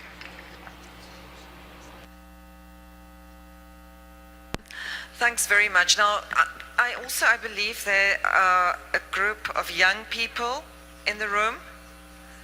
So I'm going to, if any of them want to ask a question, then I'll give them special privilege. We're going to take one more there, and then there's a question at the table, and that's it. Good morning, I'm Flavia Lefebvre from Proteste, Brazilian Consumers Association. I'd like to ask, among the various types of zero rating plans with limited amount of data and applications, could you talk about the difference between the normal planes of zero rating and free basic, considering the potential damage to the preservation of the non-discriminatory character of the internet and access of internet and human rights as freedom of expression and privacy? Thank you. My name is Mariana. I'm participant of a youth at IGF program. And in Brazil, we have a concentrated media in the hands of one group. At election time, many humors were launched as facts and began a discussion on media regulation, which was criticized by many as a form of censorship. How to ensure freedom of expression that contributes to information instead of manipulating people without it being considered censorship? Thank you. Nicola? Thank you. I'm from the Dynamic Coalition on Platform Responsibility. Apologies, I worked in late, but when I walked in, I was listening to someone mentioning the concerns about data collection. So I just wanted to put a plug to the work that we have been doing about the recommendation on terms of service and human rights. Referring to the idea of terms of service as a fundamental and effective way to commit for companies to respect the human rights of internet users. And in this regard, I want to mention that there is a fundamental fight taking place in Europe as well as other jurisdictions over the proper system of protection of personal data.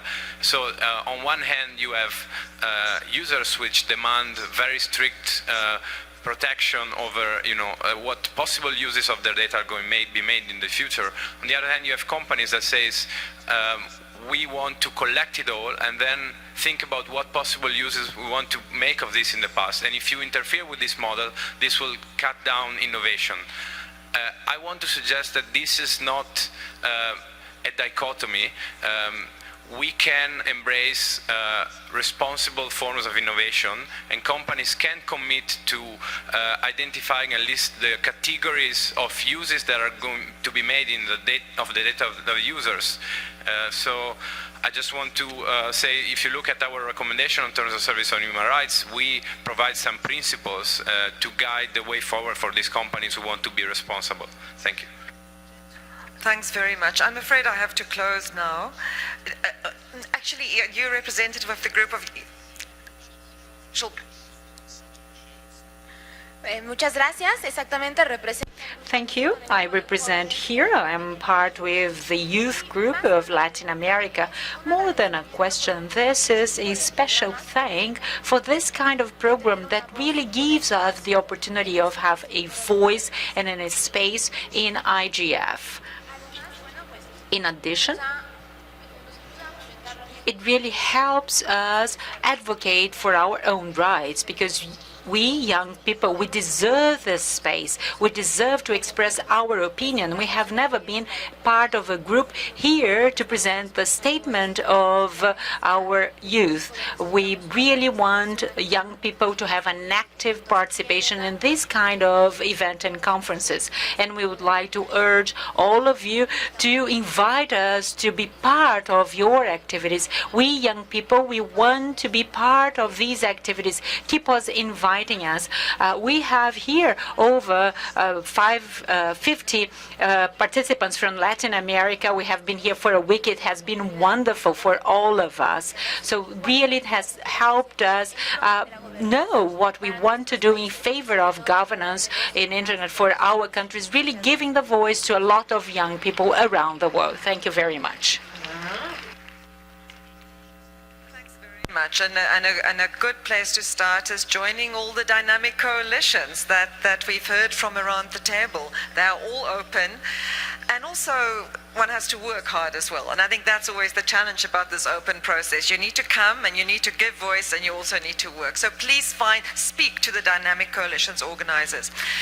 Panelists, I'm not going to summarize. I think you can all respond to what you feel comfortable responding, just 1 minute responses. But I mean, there's the issue of indicators, of how to measure whether we are making progress in a rights orientation. I think the other theme is is there a dichotomy between self-regulation and regulation? I think that's important to respond to. I think the issue of culture and language, that has also come up. And I think when you respond, do think about the next steps, about how we can actually, going back to a speaker who spoke during the first session, how do we move from just talking about rights at a level of generality, of principles, to really making substantial progress at quite a specific level? Rohan, 1 minute responses, because we have to leave time for Frank to summarize. There were questions regarding indicators about women's participation in ICTs and about prices. Price information is available from multiple sources, including the ITU, but what they report is advertised packages rather than what people actually get. We researchers on the ground look at value for money. And when you look at value for money, you find that there's quite a problem with some of the developing countries. With regard to women and ICTs, generally speaking, with regard to use, particularly with telephones and whatever phone-based activity, poverty levels or socioeconomic levels wash out gender effects. Though when it comes to ownership, the gender effects are still strong, particularly in the early stages of adoption. Thank you. Thanks. Pedro, you wanted to go. Yes, just pick up a question from Marian that is about how we make more available, information to the users besides what is in the terms and conditions. And what we have been doing is put a lot of information on videos, on friendly material for kids. We have been working with different organizations like Tiago Tavares and different organizations around the world to just make that content very easy to understand. And we find the power of video that is something really, really important to achieve this. Thanks, Luis. I just want a brief note that in all these discussions, indigenous peoples are absent. It's not only language and cost and access. And coming from a country that has a pluricultural heritage and that probably IGF is going to go to Mexico next year, I think it's a responsibility not also to approach this with an Occidental view of imposing technology on these indigenous peoples, but to really ask them how they want to relate with these technologies, if they do, and to promote and preserve their culture and custom. And just what do we do, I think we need to take discussion seriously. We cannot come here with grandiloquent remarks and then go backdoor and negotiate rights and say that and negotiate rights in trade agreements and push and surveil people all over the world. So I, as a member of civil society, take seriously these discussions. I hope government, companies, and other actors really take these matters seriously and don't just come here to show and then do another thing in other forums. Thank you. Yeah, and it's often the same governments. Frana. Thanks. I'll try and address your questions in terms of whether we are making progress. I think that's going to be a constant struggle because as we resolve some of the issues, new issues will come up, as it's always the case. On the question of regulation and self-regulation, I would just like to make one thing, sort of quick point. When it comes to the internet, our advice to the governments is be very careful, very cautious, and to regulate with a scalpel, not with an axe, as we have seen some of them trying to do. And in terms of how to implement these things, I mean, we just have to keep an eye on the issues and not let human rights issues be swept under the carpet for other priorities that the governments have. Everybody has priorities, but for us, human rights have to be number one. And that actually reinforces what Luis was saying about not negotiating rights in one context and undermining them in another. Olga. Very briefly, taking the comment from our colleague from Brazil about language. Language is a huge barrier in developing countries, and also cultural things and indigenous people. So those are cultural issues that must be taken in consideration, and we have to go back home and have this not only talking here, but doing things concrete at home. Thank you. Thanks very much. Now, Frank LaRue, he was not only the special rapporteur on freedom of expression when we got the online-offline resolution, he's very good at synthesizing, which is why we invited him to close for us. Frank, you have the last word. Thank you, Henriette, and I promise to do it very, very briefly because I think a lot has been said. But let me say that it is very clear that this IGF, some of the problems were marked, and I think also I'm very pleased to see that a human rights approach and a human rights perspective is now really caught on and is holding into all the debates. And this is progress. This is major progress because, as was said by one of the panelists, human rights is the common standards we have. It is the regulation we have in the world, the common regulation, which no one challenges because it is part of the universal consensus.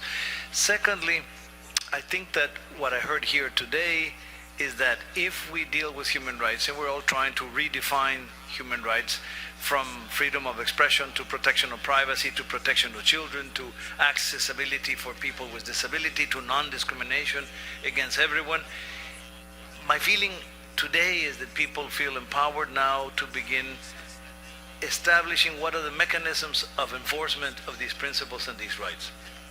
So in a way, I think that the IGF next year will be also marked by that. What are the mechanisms, the regional mechanisms, the domestic mechanisms, the international mechanism? How do we make this effective? Because oftentimes we're told that technology is going faster than the debate, and certainly much faster than the law, but we cannot allow that to be an excuse for systematic violation of these principles, like on surveillance or on the breach of privacy or on many other rights. So my feeling is we do have to retake control of the protection of our rights. And here we all talked about the states have an obligation to protect and promote human rights.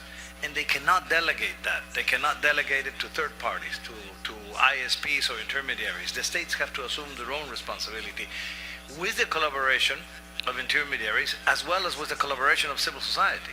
But they cannot necessarily resign to their responsibility, which is the case of the two court cases that we were mentioned here in Europe, the Delphi case and the Castreja case, which I think are very worrisome precisely because of that phenomenon. In that sense, we have to solve the question of volume. I know that there will be many requests and many states say they just can't handle it, but this is going to be a problem, and there has to be a dialogue between states and platforms and technical facilitators. But there has to be a solution to that. Secondly, I think we all have to assume our responsibility. It is very important to re-emphasize corporate responsibility. We talked about the questions of the surveillance technology and many of the technologies that are going very fast, that we don't even know that are being used or done and are being sold to authoritarian or violent regimes that are jailing bloggers and persecuting journalism, assassinating journalists, or allowing harassment of women. So this is a crucial question.